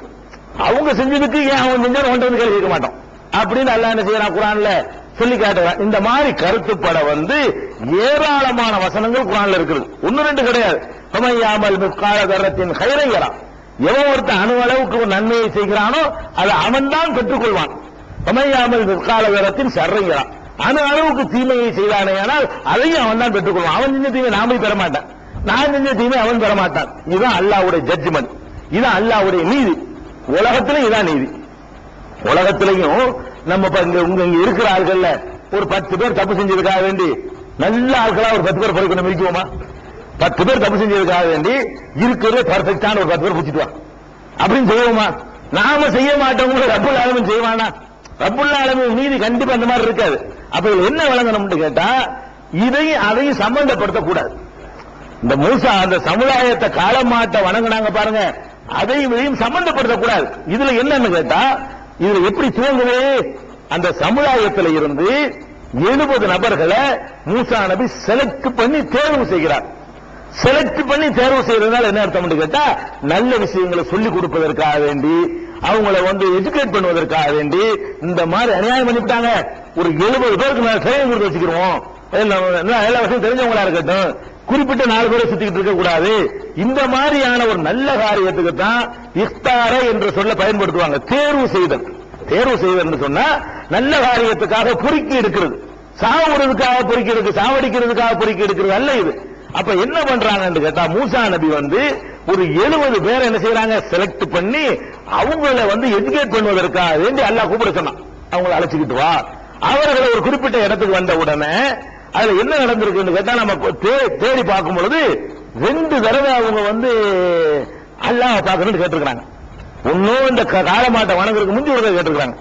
காலமாட்டை வணங்கி இந்த செலக்ட் பண்ண இந்த மக்கள் இருக்காங்கல்ல, இவங்க என்ன நினைச்சுக்கிட்டாங்க, நம்ம அல்லாஹ் செலக்ட் பண்ணிட்டான், நம்மளுக்கு தனி அந்தஸ்து தர போறான், மூசா நபிட்ட அல்லாஹ் பேசுற மாதிரி நம்மள்ட்ட பேசுவான் அப்படிங்கிற மாதிரி நினைத்து கொண்டு போனவர்கள் அந்த மூசா நபிட்ட அல்லாஹ் பேசுவதெல்லாம் கேட்ட உடனே அல்லாஹ்வை காட்டுன்னு அவங்களும் கேட்கிறாங்க. அல்லாஹ்வை காட்டு இந்த மாதிரி தேர்ந்தெடுக்கப்பட்ட ஆளாயிட்டோம்ல, அதுக்கு தான் அல்லாஹ் பிடிச்சி மிதிச்சான். இல்ல அல்லாஹ்வை காட்டுன்னு சொன்ன உடனே அல்லாஹ் தான் தேர்ந்தெடுத்தாங்களுக்கு ஆதாரம் காட்டுன்னு கேட்டார்கள் என்று ஹதீஸ்ல வருது. அதை வைத்துக் கொண்டு 2வது தடவையாக தேர்வு செய்யப்பட்ட இவர்களும் அல்லாஹ்வை காட்டுன்னு கேட்கிறாங்க. அதுக்குத்தான் அந்த ஓசை வந்துச்சே தவிர அவங்க செஞ்ச தப்புக்காக இது கிடையாது. மூசா நபி காரணம் சொல்லாமல் அவர் என்ன பண்றாருன்னு கேட்டா, அவங்க செஞ்சதுக்காக வேண்டி இவங்களை போட்டு அழிக்கிறிய, அவர் என்ன நினைத்துக் கொண்டாருன்னு கேட்டா, அந்த கோபம் அல்லாஹ்வுக்கு இருக்குது. எந்த கோபம்? அந்த காளை மாட்டை கடவுளாக வணங்கிய கோபம் அல்லாஹ்வுக்கு உன்ன இருக்கு நினைத்துக் கொண்டு இந்த மாதிரி அல்லாஹ் முன்னாடி அழிச்சிருக்கலாமே, கூட்டிக்கிட்டு பொறுக்கி எடுத்துக்கிட்டு நீ இப்படி செஞ்சுட்டேன்னு சொல்லி மூசா நபி கேட்டார்னு வருதே தவிர அல்லாஹ்வுடைய ஜட்ஜ்மெண்ட்டுக்கு, அல்லாஹ்வுடைய நீதிக்கு இப்படியான ஒரு நடவடிக்கை எதிரான. அல்லாஹ் இப்படி மறுமையிலையும் தீர்ப்பளிக்க மாட்டான், இன்மையிலும் தீர்ப்பளிக்க மாட்டான். ஒருத்தருடைய தப்புக்கு இன்னொருத்தரை தண்டிப்பது என்பது அல்லாஹ்வுடைய நீதிக்கு எதிரானது. இவங்க செலக்ட் பண்ணப்பட்ட ஒரு மக்கள், தேர்வு செய்யப்பட்ட மக்களை ஒரு அட்டாக் நடந்திருக்குது, அது அவங்கள்ட்ட நடந்த ஒரு மிஸ்டேக்காக தான் நடந்திருக்கும். ஒருத்தர் அல்லாஹ் அட்டாக் பண்ணி ஏதாவது தாக்குதல் நடத்துறான்னு சொன்னா, தண்டிக்கிறான்னு சொன்னா கண்டிப்பா அதுக்கு அவங்க செஞ்ச தப்பு தான் காரணமா இருக்குமே தவிர இன்னொருத்தர் செஞ்ச தப்புக்கு அல்லாஹ் தண்டிக்க மாட்டான் என்று வழங்கிக் கொள்ளணும். அது அல்லாஹ்வை காட்டு கேட்டதுக்கு செஞ்சாலும் சரிதான், வேற எதுக்கா இருந்தாலும் சரிதான், கண்டிப்பா அவங்க தப்புக்கு தான். நம்ம என்ன வழங்கிக் கொள்ளணும், அவர்கள் ஏதோ ஒரு மிஸ்டேக் பண்ணியதற்காகத்தான் அல்லாஹ் அவங்களை அட்டாக் பண்ணியிருக்கிறான் என்று புரிந்து கொண்டோம்னு சொன்னா இதுல குழப்பம் கிடையாது. அதனால இந்த ரெண்டுமே அந்த நீதிக்கு, அல்லாஹ்வுடைய நீதிக்கு எதிராக இருக்குது. எந்த நீதிக்கு? ஒண்ணு பாவத்துக்காக வேண்டி தற்கொலை செய்ய என்று சொல்வது அல்லாஹ்வுடைய நீதிக்கு எதிரானது. இருக்கிற வரைக்கும் வாழணும், நிறைய நல்லமல் செய்யணும், இருக்கும்போதே தௌபா செய்யணும். தற்கொலை செஞ்ச ஆளுக்கு ஜனாசா தொழுவ மாட்டேன் ரசூல் ஸல்லல்லாஹு அலைஹி வஸல்லம் அவசரப்பட்டு தன்னை தானே மாய்த்து கொண்டவருக்கு ஜனாசா தொழுகை நடத்த மாட்டேன் ரசூல் ஸல்லல்லாஹு அலைஹி வஸல்லம் மறுத்துட்டாங்க. அந்த மாதிரியான ஒரு தப்பு நீ செய்யுங்கிறது அல்லாஹ் என்ன செய்ய மாட்டான், அடுத்துக்கு சாவுங்கடா, உங்களை நீங்களே அடுத்துக்கிட்டு கொள்ளுங்கன்னு அல்லாஹ் சொல்ல மாட்டான். அதனால அந்த கருத்து அதையும் வழங்க வேண்டியிருக்கு. 2வது அவங்களுக்காக இவங்களை கண்டிப்பது என்பதும் அல்லாஹ்ட்ட கிடையாது, இங்கேயும் கிடையாது, அங்கேயும் கிடையாது, ஆகத்திலும் கிடையாது. அதனால தேர்ந்தெடுக்கப்பட்டவர்கள்ட்ட இருந்து ஏற்பட்ட இன்னொரு தப்புக்காக வேண்டி அவங்களை எல்லாம் தண்டிக்கிறான் அப்படின்னு விளங்கி கொண்டமையானால் இதுல குழப்பம் கிடையாது. இதுக்கு அடுத்து என்னன்னு கேட்டா மூசா நபி கடல்ல இருந்து காப்பாற்றப்படுறாங்க, அங்க போய் வேதத்தை வாங்குறாங்க, வாங்கிட்டு வந்து மக்களையும் கண்டிக்கிறாங்க, திருத்துறாங்க, இதெல்லாம் நடந்து போச்சு. இதுக்கப்புறம் இவர்களை பல வருடங்கள் எல்லாம் என்ன விட்டான்னு கேட்டா சுத்த விட்டான். இவங்களுக்கு நாடோடிகள் ஆக்கி விட்டான். இவர்களுடைய தப்புக்கு அல்லாஹ் கொடுத்த தண்டனை என்னன்னு கேட்டா நாடோடிகளாக அல்ல சுத்த விட்டு விட்டான். இவங்க நாடோடிகளாகவே மூசா நபியோட கூடி தெரிஞ்சாங்க. நாடோடி என்ன, இந்த நாடும் இல்லாம ஒரு நாளைக்கு இங்க இருக்குது, அடுத்த நாளைக்கு அங்க போறது, அடுத்த நாளைக்கு எங்க போறது, ஒரு சுத்திட்டே போறது.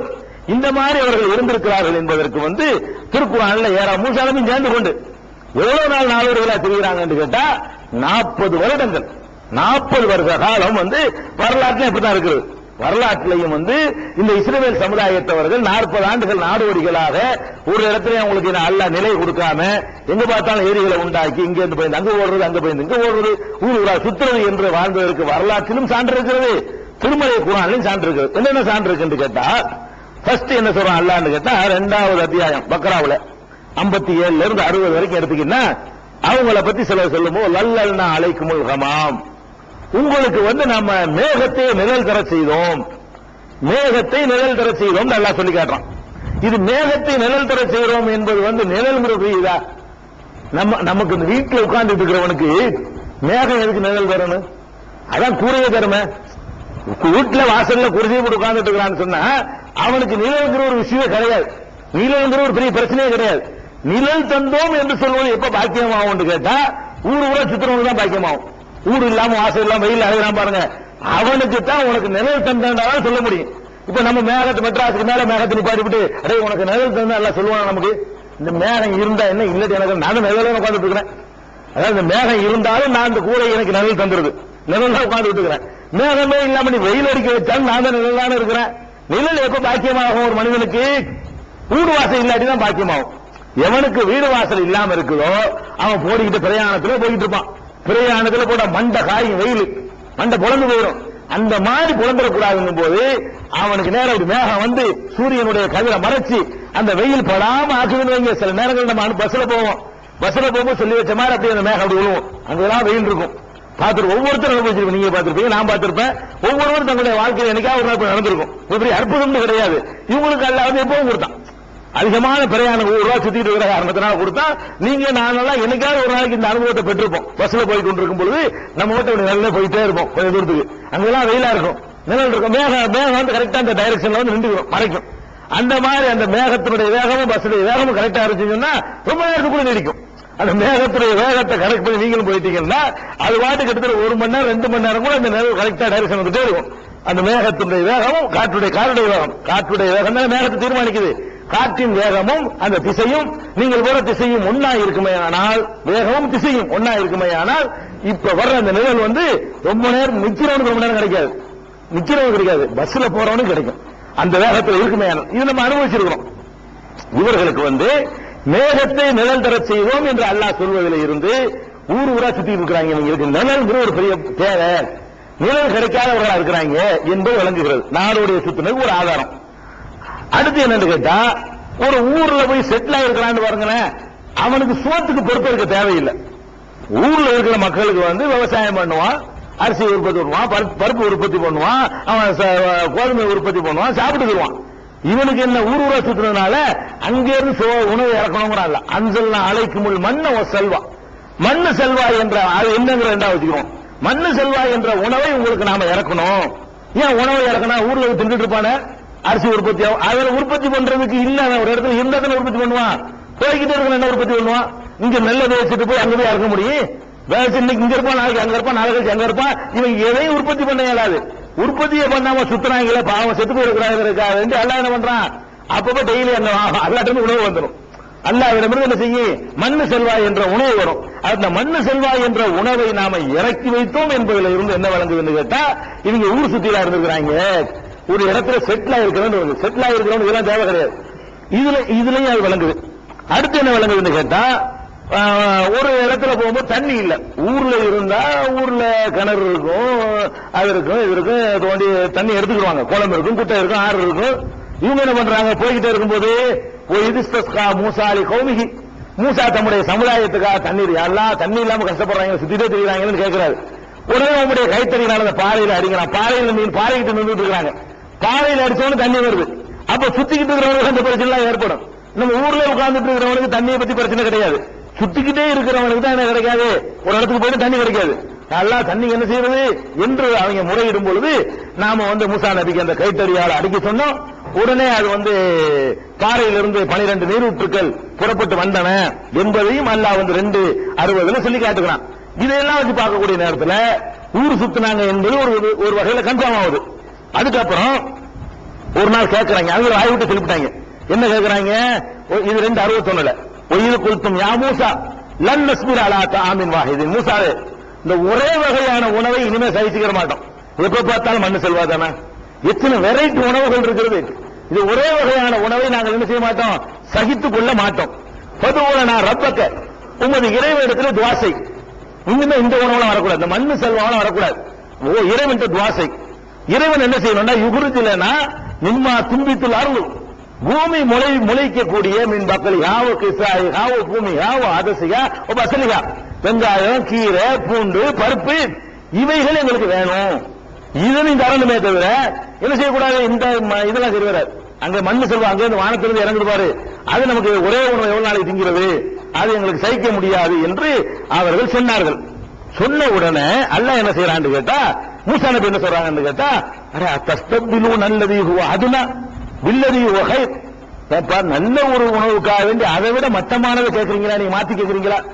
அல்லாஹ் எந்த கிருமியும் இல்லாம எந்த தொத்து நோயும் இல்லாம ஒரு சூப்பரான ஒரு உணவு உங்களுக்கு அல்லாஹ் தந்துகிட்டு இருக்கிறான். அதை விட்டுப்புட்டு அதை விட தரம் குறைந்தது நீங்கள் மாத்தி கேட்கிறீர்களா அப்படின்னு சொல்லிவிட்டு மூசா நபி சொல்றாங்க, இஹ்பித்து மிஸ்ரன், அப்படியானால் ஏதாவது ஊரில் தங்குங்கள். இந்த நாடோடைய சுத்தி இருந்தா நடக்காது. நீங்க கேட்கறது அங்கிருந்து நடக்க முடியாது. நீங்க கேட்ட அரிசி பருப்பு வேணும்னு சொன்னா தங்கணும், தங்கனதை விவசாயம் பண்ண முடியும். அல்லாஹ் என்ன சொல்றான்னு கேட்டா, இஹ்பித்து மிஸ்ரன், ஒரு ஊரில் ஏதாவது ஊரில் தங்குங்கள், பெயின்னலுக்கும் மாசம் அவங்க உங்களுக்கு கேட்டது கிடைக்கும்ட்டாங்க. அப்ப என்ன வழங்குவீங்க, நாடோடியா இருக்கிறதுனால அரிசி கிடைக்கல, பருப்பு கிடைக்கல, அங்க இருந்து உணவு வந்துகிட்டு இருக்குது. எப்ப இதான் வேணும்னு கேட்டாங்களோ அப்ப ஒரு சித்தணும், பாடுபடு, விவசாயம் பண்ணு, உற்பத்தி பண்ணு, அறுவடை செஞ்சு சாப்பிடு என்று சொல்வதற்காகத்தான் ஒரு ஊர்ல தங்கிருங்க என்று மூசா நபி சொல்றாங்க. அப்ப ஒரு ஊர்ல தங்கிருங்க என்று சொல்வதில் இருந்தும் என்ன வழங்குகிறது, அவங்க ஊர் சுத்திட்டு இருக்கிறாங்க, இப்பதான் அங்க தங்குறதுக்கான ஒரு வேலை நடக்கிறது என்பதை நுழைக்கிறோம். இந்த மாதிரியான ஒரு விஷயத்தை இதை தெளிவா கூட எல்லாம் என்ன செய்யறான்னு கேட்டா, இது எப்ப நடக்குதுன்னு கேட்டா, மூசா நபி சொன்னாங்க 5வது அத்தியாயத்துல 20 இருந்து 26 வரைக்கும் இவங்க இந்த நாடோடியா சுத்தினாங்க என்பது தெளிவான வாசகங்களை கொண்டும் சொல்லப்படுகிறது. எப்படி சொல்லப்படுதுன்னா, இது கால மூசாலி கோமிகி, மூசா நபி தம்முடைய சமுதாய மக்களுக்கு சொன்னார், யா கோமி, என் சமுதாயமே, உதுகுரு நியாமத்தல்லாஹி அலைக்கும், அல்லாஹ் உங்களுக்கு செய்த அருட்கொடையை எண்ணி பாருங்கள். இஜ்ஜாலபீக்கும் அம்பியா ஜாலக்கும் முழுக்கன், உங்களில நபிமார்களை அல்லாஹ் உற்பத்தி ஆக்கினான். நிறைய நபிமார்கள் இஸ்ரவேல் எல்லாம் வந்தாங்க. நிறைய நபிமார்களை உங்களிலிருந்து அல்லாஹ் உருவாக்கினான். ஜாலக்கும் முழுக்கன், உங்களை மன்னர்களாக ஆட்சியாளர்களாகவும் ஆக்கினான். ஆத்தாக்கும் மாலம் யூத்தி அகதமின் ஆலமீன், யாருக்கும் உலகத்தில் யாருக்கும் கொடுக்காத ஒரு பாக்கியங்களை அல்லாஹ் உங்களுக்கு தந்திருக்கிறான் அப்படின்னு சொல்லிட்டு, யாக்கோம் இதுகுல் அருள் முகத்தல்லதி கதபல்லாஹு லக்கும், அல்லாஹ் உங்களுக்கு என எழுதி இருக்கிற இந்த தூய்மையான பூமியில, பைத்துல் முகத்தஸ் தான் தூய்மையான பூமிவாங்க, இந்த தூய்மையான பூமியில ஊருக்குள்ள நீங்கள் நுழையுங்கள், வலா தர்த்தத்து வலா அதுபாரிக்கும், பின்வாங்கி நீங்கள் ஓடிவிடாதீர்கள், அப்ப நஷ்டப்படுவீர்கள் என்று மூசா சொன்னார். ஆளு அவங்க சொன்னாங்க, யா மூசா இன்னபிஹா கௌமன் ஜப்பாரின், மூசாவே நீ புனிதமான ஊருங்கிறிய, அங்க ஒரு அநியாயக்கார கூட்டம் இருக்கிறாங்க, காலியாக இருக்கிற ஊரு இல்லங்க, அக்கிரமம் செய்யக்கூடிய ஒரு கூட்டம் இருக்கிறார்கள். இன்னால் நதுகுலகா ஹத்தா எகுருஜு மின்ஹா, அவங்க வெளியேறாத வரைக்கும் நாங்க உள்ள போக மாட்டோம். அந்த ஊருக்குள்ள போக சொல்றோம், அவங்க எதிரியான கூட்டம் அடக்குமுறை செய்யறவங்க இருக்கிறாங்க, அந்த ஊருக்கு போக மாட்டோம். எகுருஜு மின்ஹா இன்னா தாகிலோன், அவங்க வெளியேறிட்டாங்க ஊரை விட்டு நாங்க போயிடுறோம், நாங்க அந்த ஊருக்கு போறதா இருந்தா அந்த ஊர்ல எல்லாத்தையும் காலி பண்ணி எம்டி காலி ஊரா எங்களுக்கு கொடு, நாங்க உட்காந்துக்கிறோம், ஆட்கள் இருக்கிற ஊருக்கு நாங்க போக மாட்டோம், அநியாயக்காரங்க இருக்கிறாங்க அப்படிங்கிறாங்க. அப்ப இதெல்லாம் சொன்ன உடனே மறுபடியும் சொல்றாங்க, யா மூசா இன்னால் அன்னதுக்குள்ள அபதன் மாதாமு பீகா, அவங்க அங்க இருக்கிற வரைக்கும் அந்த ஊருக்கு நாங்க வரமாட்டோம், யுத்தம் செஞ்சு போர் செஞ்சுதான் போகணும். அதனால இது அந்த ரப்புக்கு காத்திரா, நீனும் உன்னுடைய இறைவனும் சென்று யுத்தம் செய்யுங்கள். இன்னாகா குணா காயிடும், நாங்க எங்க உட்கார்ந்து இருக்கிறோம், ரெண்டு பேரும் போய் சண்டை போட்டு அல்லாஹ் இப்படி சொல்றான், இதுக்கு அந்த ரப்புக்கு காத்துல நீயும் உன்னுடைய இறைவனும் போய் போர் செய்து அவங்கள விரட்டி விட்டுட்டு வந்தீங்கன்னா அது வரைக்கும் நாங்க வெயிட் பண்ணிட்டு இருக்கிறோம், எல்லாம் காலி பண்ணிட்டு சொல்லி வர்றோம் அப்படின்னு சொல்லிட்டாங்க. அப்ப மூசா நபி சொல்றாங்க, கால ரப்பி இறைவா இன்னி லா அம்லிக்கு இல்லா நப்சி வாஹி, இறைவா என்னையும் என் சகோதரத்தை தவிர யாரையும் என் கண்ட்ரோல்ல வைக்க முடியல, நானும் ஹாரூன் அம்புட்டு பேர் போயிட்டாங்க அப்படின்னு சொல்றாரு. பைனல் கோமில் பாசுகின், எங்களுக்கு இந்த அநியாயக்கார கூட்டத்துக்கு மத்தியில ஒரு சரியான தீர்ப்பளிச்சிடல, இவங்களுக்கு பனிஷ்மெண்ட் கொடு, சரி வரல கேட்க மாட்டேங்கிறாங்கன்றாரு. அப்பதான் அல்லாஹ் சொல்றான், இன்னஹா முஹர்ரமத்துன் அலைஹிம் 40 சனா, 40 ஆண்டுகள் இவர்களுக்கு அந்த ஊர் ஹராமாக்கப்பட்டு விட்டது. யதீஹூன ஃபில் அர்லி, இவர்கள் பூமியிலே தட்டழிந்து திரிவார்கள், நாடற்றவர்களாக 40 வருஷத்துக்கு நாடற்றவர்களாக திரிவார்கள்.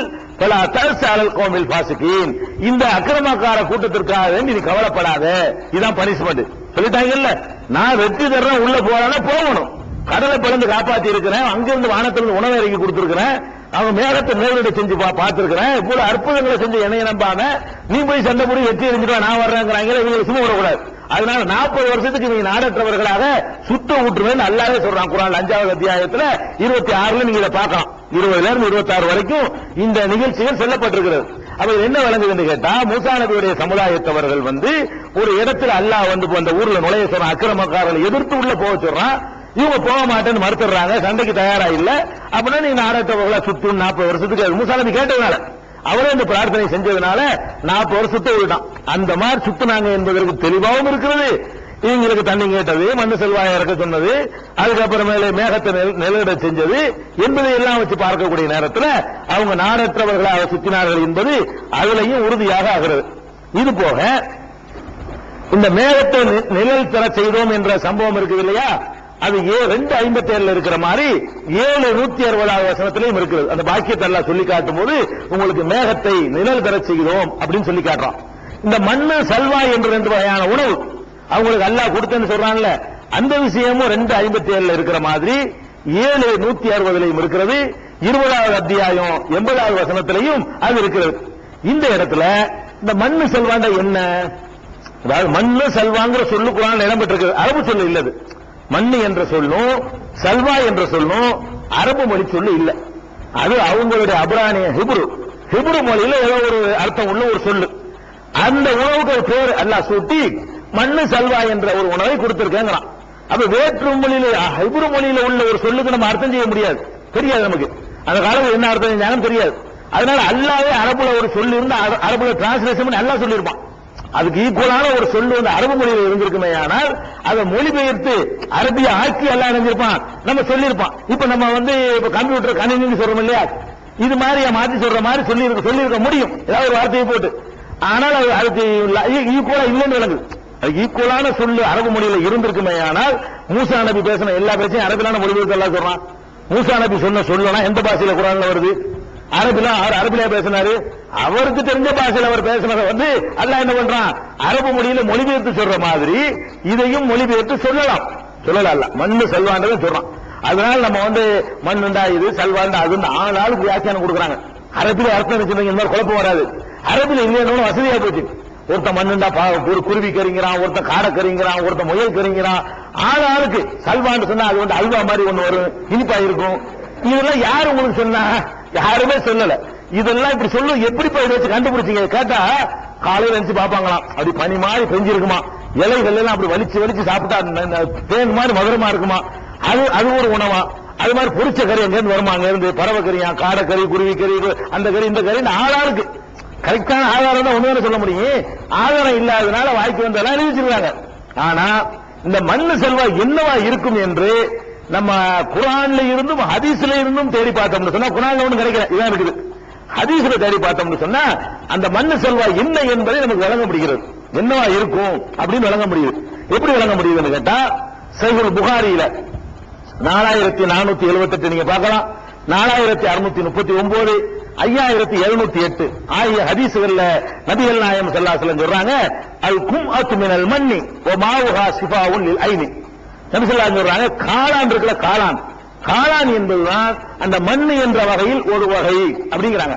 இந்த காளான் நீங்க சாப்பிடுறீங்களா, காளான் இருக்குமா, காளான் சாப்பிடுறீங்கல்ல, கரிமா நல்லா பொரிச்சு சூப்பரா இருக்கும். அந்த காளான் என்பது இருக்குல்ல, அது வந்து இந்த மண்ணுல நம்ம தமிழ் மண் இல்ல, அந்த மண்ணு செல்வா, தமிழ்ல உள்ள மண் இல்ல. அப்ப மண் என்று சொல்லக்கூடிய அந்த உணவு வகையை சேர்ந்தது. அதனுடைய சாறு, இந்த காளானுடைய சாறு இருக்குல்ல, அது சிஃபாவுல் ஐனி, கண் நோய்க்கு நிவாரணம் தரக்கூடியது. நபி ஸல்லல்லாஹு அலைஹி வஸல்லம் சொல்றாங்க, காளான் என்பதுதான் அந்த ஒரு வகையான உணவு. அதில் கிடைக்கக்கூடிய அந்த சாறு இருக்குல்ல, தண்ணீர், அது கண் நோய்களுக்கு நிவாரணம் அளிக்கக்கூடியது என்று நபிகள் நாயகம் ஸல்லல்லாஹு அலைஹி வஸல்லம் சொன்னதாக புகாரியில் இடம்பெற்றிருக்கிறது. அப்ப இதை நம்ம பார்க்கவும் செய்யறோம். இன்னைக்கு நம்ம பார்க்கிறோம், காளான் தான் வந்து போய்கிட்டு இருக்கும் போதே உற்பத்தி பண்ற சாமான். நீங்க ஒரு வயல் தேவையில்லை, நிலம் தேவையில்லை, மண்ணு தேவையில்லை, இந்த மாதிரி ஒரு கோடியம் சைஸுக்கு ஒரு டப்பா செஞ்சு வச்சுக்கிட்டீங்கன்னா 12 தட்டா வச்சு 12லயே உற்பத்தி ஆகலாம். ராத்திரி போட்டு தண்ணி ஊற்றி வச்சீங்கன்னா காலையில காளான் நிற்கும். அப்ப இங்க போக்குவரத்துல இருந்து வாங்கி பாருங்க, சாக்கு மூட்டையில் கட்டி தலைவிக்கு வச்சுட்டு போனா கூட ஓபன் பண்ணா உள்ள காளான் ஆயிரும். அதாவது அல்லா இறக்கணும்னு சொன்னா இறக்குனா அர்த்தம் தேவையில்லை. அதாவது இன்ஸ்டன்டான உணவு என்னன்னு கேட்டா காளான் தாங்க. காளானை பொறுத்த வரைக்கும் இப்ப நீங்க ஒரு விதையை போச்சு வச்சீங்கன்னா, அந்த வக்கை எல்லாம் போட்டு அது செட்டிங் பண்ணீங்கன்னா டெய்லி காலையில இருக்கலாம். டெய்லி அது வந்து தூக்கிக்கிட்டே போகலாம். ஒரு சைக்கிளுக்கு பின்னாடி கட்டிக்கிட்டே போனா கூட இங்க தாம்பரம் போறதுக்குள்ள முளைச்சிடும். சைக்கிள் கட்டி நீச்சிட்டு போனீங்கன்னா தாம்பரம் போறதுல காளான் உண்டாகி போயிடும். அப்ப இந்த மாதிரி 6 மணி நேரம் 8 மணி நேரத்தில் டக்குன்னு உண்டாகி கொண்டக்கூடிய உணவு, அப்படியான ஒரு உணவை அல்ல இவங்களுக்கான ஸ்பெஷலாக கொடுத்து அது இன்னைக்கு வரைக்கும் நமக்கும் பாக்கியமாக்கி வச்சிருக்கான். ஹதீஸ்ல வந்து கும்மாத்து காளான் தான் மண் வரைன்னு சொல்றாங்க. அப்ப இது வந்து நம்ம இந்த ஊரா சுத்திரவனுக்கு இதான் ஏற்ற உணவு, தயாரிக்கிறது எளிதான உணவு. ஊரா சுத்திரான்னு வைங்களேன், ஒரு பானையில மண்ணை போட்டுக்கிட்டு அந்த காளானை போட்டு வச்சுட்டு போயிட்டு இருந்தான்னு சொன்னா அது வாட்டி டெய்லி அறுத்துட்டே இருக்கலாம், டெய்லி உற்பத்தி ஆகிட்டே இருக்கும். மழை பெய்யுங்க, பழமொழியை சொல்லுவாங்க, இன்னைக்கு நேற்று பெஞ்ச முறையில மழையில இன்னைக்கு முளைக்க காளாமாங்க, அவ்வளவு பாஸ்டா முளைக்குமா. மழை நேற்று பெய்யும், இன்னைக்கு இவ்வளவு காளான் நிற்கும். அந்த காளான் எவ்வளவு பாஸ்ட், எதுவுமே நேற்று பெஞ்ச மழையில இன்னைக்கு முளைச்ச வேப்ப மரம்னு சொல்ல முடியாது. அது 10 வருஷம் ஆகும்ல. நேற்று பெஞ்ச மழையில இன்னைக்கு முளைச்ச நெல்லுன்னு சொல்ல இயலாது. இது சொல்றதா இருந்தா ஒரே ஒரு சாமான் தான் சொல்ல முடியும், காளானுக்கு கூட தான். அப்ப நேற்று பெஞ்ச முறையில இன்னைக்கு முளைச்ச காளான்னு சொல்றாங்க பாருங்க, அதெல்லாம் வச்சு பார்க்கும் போது அறிவுக்கு ஏற்றதா இருக்கிறது. அறிவத்துக்கு தூக்கி தனியா போடுங்க, ரசூல் ஸல்லல்லாஹு சொல்லிவிட்டாங்க. நாம எதை எடுத்துக்கொள்றோம்னு கேட்டா இந்த காரணத்தை வச்சு நீங்க எடுக்க தேவையில்லை. நபிகள் நாயகம் ஸல்லல்லாஹு அலைஹி வஸல்லம் சொன்ன விளக்கத்தை விட்டுட்டு உனக்கு ஏன் காரக்கறி கழுதக்கறின்னு சொல்லிட்டு இருக்கிற தேவையில்லாத விஷயம். நபிகள் நாயகம் ஸல்லல்லாஹு அலைஹி வஸல்லம் சொல்றாங்க, அது கும்அத்து மினல் மன்னி, காளான் இன்னைக்கு நல்ல புரோட்டீன்ங்கிறான். காளான் என்பது வந்து பலவிதமான நோய்களுக்கு நிவாரணங்கிறான். ஆனா விஷ காளான் கண்ட நீங்க வாங்கி சாப்பிட கூடாது. அது ஃபுட்டுக்கு ஏற்ற உணவுக்கு ஏற்ற காளான் இருக்கிறது. அதுக்கான தெருவில் முளைக்கலாம் சாப்பிடாது. எங்க ஊர்ல பேய் கூடமாங்க, பேய் கூட நாய் கூடமாங்க, அதான் காளான்கள். அதுல சில காளான்கள் வந்து என்ன செய்யலாம், சாப்பிடத்தக்கது இருக்குது. சில காளான் பாய்சன் விஷமானது இருக்கிறது, எல்லாத்துலயும் இருக்கிற மாதிரி. அதனால அதை கரெக்டா கண்டுபிடிச்சிக்கிறோம். நல்ல காளானா இருக்குமையானால் அது வந்து மண்ணு என்ற ஒரு வகையை சேர்ந்தது அப்படின்னு சொல்லியாச்சு. சல்வாண்டை என்ன, மண்ணுக்கு இது புகாரில் நான் சொல்றேன், நானா இட்டுக்கிட்டு சொல்லல, நபிகள் நாயகம் ஸல்லல்லாஹு அலைஹி வஸல்லம் சொன்னதை நான் சொல்றேன். இது எந்த முஃபஸிர் என்ற தஃசீர்கள்லையும் இப்படி சொல்ல காணோம். காளான் தான் இது இருக்கும்னு சொல்ல காணோம். ஆனா ஹதீஸ் ரசூல் ஸல்லல்லாஹு அலைஹி வஸல்லம் சொல்லியிருக்காங்க. நம்ம தஃசீர் வந்து போட்டு ரசூல் ஸல்லல்லாஹு அலைஹி வஸல்லம் எடுத்துக்கிற வேண்டியதான். அடுத்து என்னன்னு கேட்டா, சல்வாண்டா இருக்கு. சல்வாண்டா என்ன, அது வேற என்ன விசேஷம் கேட்டா அதுவும் காளான் தான். சல்வா என்பது அது ஒரு வகையான காளான். ஒரு 2 டேஸ்ட் எல்லாம் கொடுக்குற வேலை ஒன்றும் இல்ல. காளான்ல எத்தனை வகை இருக்கு. நீங்க காளான் உற்பத்தி செய்யறதை பத்தி அது சொல்லி தரக்கூடிய இடங்கள் இருக்கு. கேட்டீங்கன்னு சொன்னா அதுக்கு விதை தருவாங்க. ஒரு இந்த மாதிரி ஒரு இடம் உங்களுக்கு இருந்துச்சுன்னு சொன்னா டெய்லி காளான் உணவு நீங்க சாப்பிட்டுட்டே இருக்கலாம். அந்த விதையை வாங்கி கொண்டா அது பாக்ஸ் தந்துருவாங்க. தண்ணியை தொளிச்சு வைக்க வேண்டியது, காலையில் அறுக்க வேண்டியது, மறுநாள் காலையில் இருக்கு, மறுநாள் காலையில் அறுக்கிறது சாப்பிடலாம். அதுல எத்தனையோ வகை சிகப்பு காளான் இருக்கு, வெள்ளை காளான் இருக்கு, முட்டை காளான் இருக்கு, அது எத்தனையோ வகையான பேர்கள் இருக்கிறது. இந்த சல்வாங்கிறது என்ன அப்படின்னு சொன்னா ரசூல் ஸல்லல்லாஹு அலைஹி சொல்றாங்க, அது கும்அத்து மின சல்வா, இந்த காளான் வந்து சல்வாவுடைய ஒரு வகை தாங்கிறாங்க ரசூல் ஸல்லல்லாஹு. அது ஒரு வகையான காளான் தான். மண் என்பதும் காளான் தான், சல்வா என்பதும் காளான் தான் என்று நபி ஸல்லல்லாஹு அலைஹி வஸல்லம் சொன்னார்கள் என்று முஸ்னத் அஹ்மதுல 1541வது ஹதீஸாக இடம்பெற்றிருக்கிறது. இது காளான் உணவை அல்லாஹ் கொடுத்திருக்கிறான் என்று நம்ம விளங்கி கொண்டோமையானால் அது வந்து ஹதீஸுக்கு ஏற்றதாகவும் இருக்கிறது, அது வந்து தூக்கி செல்வதற்கு எளிதானதாக இருக்கிறது, உடனடியாக உற்பத்தி பண்ணக்கூடியதாக இருக்கிறது, தினசரி அறுவடைக்கு ஏற்றதாக இருக்கு, அறிவுக்கும் அது பொருந்தக்கூடியதாக இருக்கிறது. இந்த பறவை கறி குதிரை எல்லாம் இதெல்லாம் வந்து இருக்கிறது சரியா வராது அப்படிங்கிறது தான் நம்ம இது நாடோடிகளுக்கு இது முடியும். இது ஒரு இந்த மண்ணு செல்வாவுடைய மேற்று, இது ஒரு விஷயம். இதுக்கப்புறம் வந்து இந்த சமுதாயத்தினுடைய நிகழ்ச்சி, மூசா நபியுடைய சமுதாயத்தை பத்தி சொல்லும் பொழுது இந்த ஊரா சுத்தினது, 40 வருஷம் தடுமாறினது, 40 வருஷம் பிறகு இந்த ஊர்ல அவங்க நுழைஞ்சிட்டாங்க. 40 வருஷம் ஒரு ஊரா சுத்திவிட்டு அந்த பைத்துல் முகத்தஸ் அந்த புனிதமான பூமிக்குள்ள நுழைந்து விட்டார்கள். நம்ம எங்கேயும் தேட வேண்டியதில்லை. அல்லாஹ் 40 வருஷம் ஆராமாக்கணும், அதுல அடங்கி இருக்கு 40 வருஷத்துக்கு முன்னாடி வெற்றி பெறுவாங்க. அந்த சொல்லுல இருந்த நான் ஏற்கனவே சொன்ன அந்த வசனத்துல இருந்த 40 வருஷம் உங்களுக்கு ஹராமாக்கப்பட்டுச்சுன்னா என்ன அர்த்தம்? 40 வருஷம் முடியும் போது உங்களுக்கு போயிருவீங்கன்னு அடங்கி இருக்குது. 41 வருஷத்துக்கு போகாம இருந்தாலும் 40 வருஷம் ஹராம்னு நல்லா சொல்லிருப்பாங்க.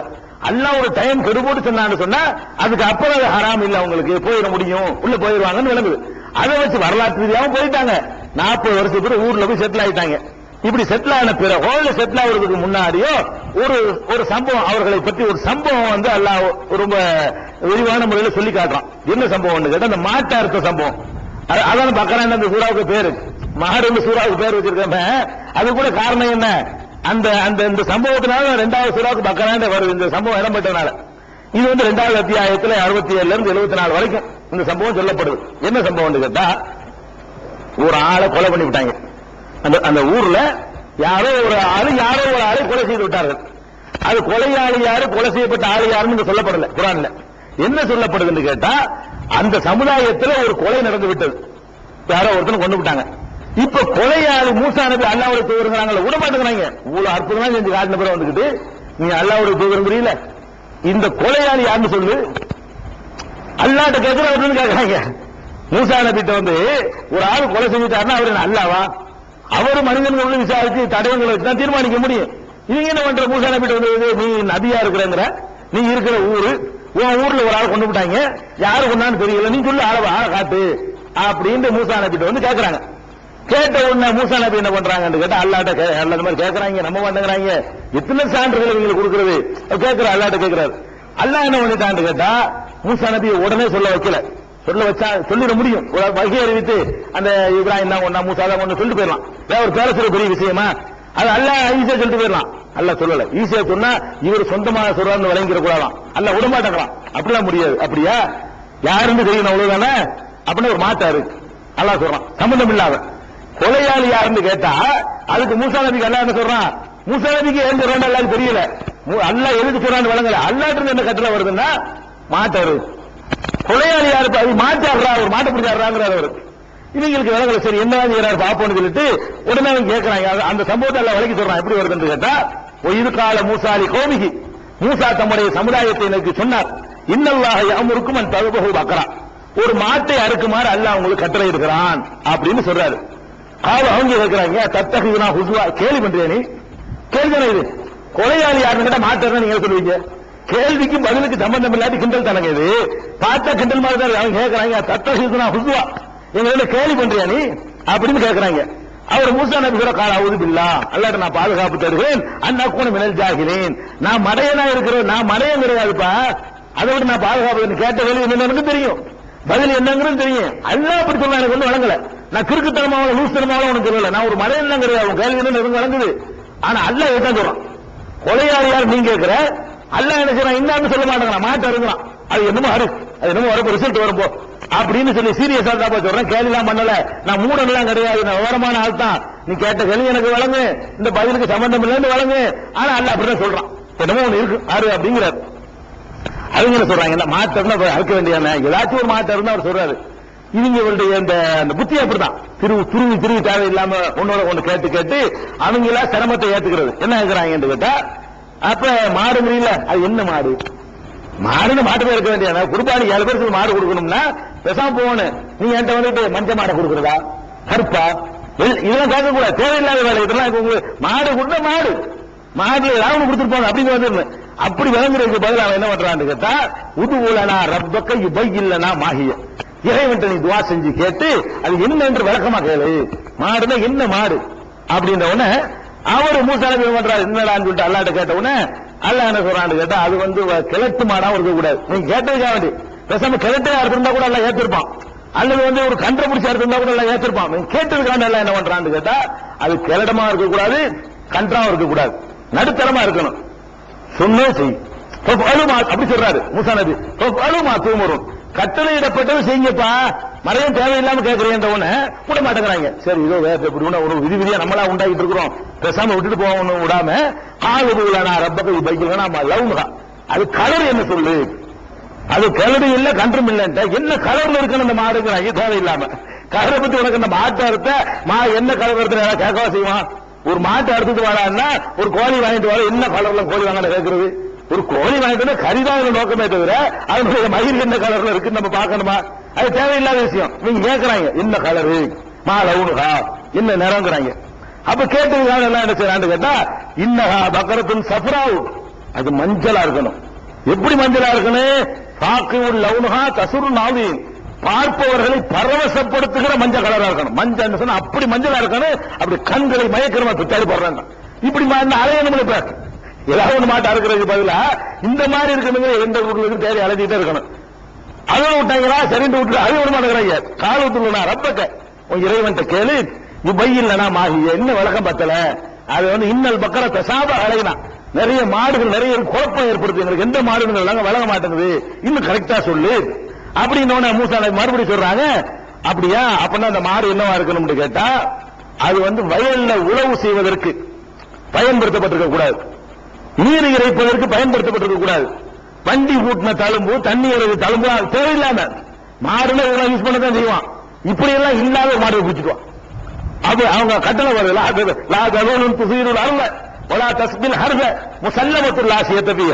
அதுல எந்த குறையும் இருக்கக்கூடாது. ஒரு கண்ணு காது கூணு குருடு ஒண்ணுமே இருக்கக்கூடாது. அப்படி எந்த வேலைக்கும் பயன்படுத்தாம ஊருக்கு நேர்ந்து விட்டுருப்பாங்கல்ல கோயில் அந்த மாதிரி இருக்கணுமா. எந்த வேலைக்கு யூஸ் பண்ணாம ஒரு மாடா இருக்கணும், மஞ்சள் கலரா இருக்கணும், அது வயசானதாக இருக்கக்கூடாது, கலடாவும் இருக்கக்கூடாது. இப்படி எல்லாம் கொண்டு வாண்டவுன காலு அல்ஹான ஜீவத்தபிலாக் இப்பதான் கரெக்டா சொன்னேன், இப்பதான் சரியா சொல்லி இருக்கிறேன் என்று அறுத்தாங்க. இந்த மாட்டை அறுத்துட்டாங்க. இது என்ன விளங்குறாங்க? இந்த கேரத்தில் விளங்கு சரியான ஆட்களை வச்சு பேசியிருக்கிறார். இந்த மாதிரி ஒரு ஆசிரியருக்கு மாணவர்கள் கிடைச்சா பைத்தியம் முடிச்சு போயிடும். இந்த மாதிரி ஒரு வாத்தியாரா இருக்கிறவருக்கு இப்படியான மாணவர்கள் கிடைச்சாங்கன்னு வைங்க, ஒரு பாடத்தை எழுதிட்டு வர என்ன மைய ஊத்தி எழுத என்ன அளவுல எழுத வேண்டியான இப்படிதான் கேட்டாங்க. மரகண்டு வருவா இல்லையா வாத்தியார் மூசா இருவாரு. அவ்வளவு கஷ்டப்பட்டிருக்காரு மூசா நபி. அதுதான் ரசூல் ஸல்லல்லாஹு அலைஹி வஸல்லம் ஒரு தடவை சொன்னாங்க. ரசூல் ஸல்லல்லாஹு அலைஹி வஸல்லம் இந்த பங்கிட்டு கொடுக்குறாங்க கனிமத்து பொருள்களை. அப்ப ஒருத்தன் கேட்கறான் என்னங்க நேர்மையா இல்ல. ரசூல் ஸல்லல்லாஹு அலைஹி வஸல்லம் ஆள் பார்த்தா பங்கிட்டு கொடுப்பாங்க. ஆள்னா எப்படி ஆளு? தேவையை பார்த்து. அதாவது எல்லாம் ஒரே மாதிரி வச்சிருப்பாங்க. இவருக்கு 200 ரூபாய் தேவை, இவருக்கு 25 ரூபாய் தேவை, 10 புள்ள, இவருக்கு 2 புள்ள, இவருக்கு 500 கொடுப்பாங்க, அவருக்கு 200 கொடுப்பாங்க. எல்லாம் ஒன்னத்துல செஞ்சாலும் ஒருத்தர் கூட குறைய அப்படின்னு கேட்கும் பொழுது ரசூல் ஸல்லல்லாஹு அலைஹி வஸல்லம் சொன்னாங்க, கோவப்பட்டு கோமா சேர்ந்துருச்சு. அப்புறம் சொன்னாங்க ரஹிமல்லாஹு மூசா, மூசாவுக்கு அல்லாஹ் அருள் புரியட்டும். இதை விட அதிகமா சொல்லிக்க ஆளாடாரு பரவாயில்லைங்க. மூசா நபியை பத்தி இதுக்கே நமக்கு ஒரு கோபம் வருது. அந்த மனுஷன் என்ன பாடுபட்டு பாருங்க. ரஹிமல்லாஹு மூசா, மூசாவுக்கு அல்லாஹ் அருள் புரியணும். இதெல்லாம் தாண்டி அவர் இவங்களால அதாவப்பட்டிருக்கிறாரு கூட இருந்தார்களால. அந்த வேதனையில் எதிரிகளுடைய வேதனை இல்ல, கூட இருக்கிறாள் தான் ரசூல் கேள்வி கேட்டாங்க. என்ன நீதி இல்லாம இருக்கு, ஆள் பார்த்து கொடுக்குறீங்க அப்படின்னு கேட்டுட்டாங்க ரசூல் ஸல்லல்லாஹு அலைஹி வஸல்லம்.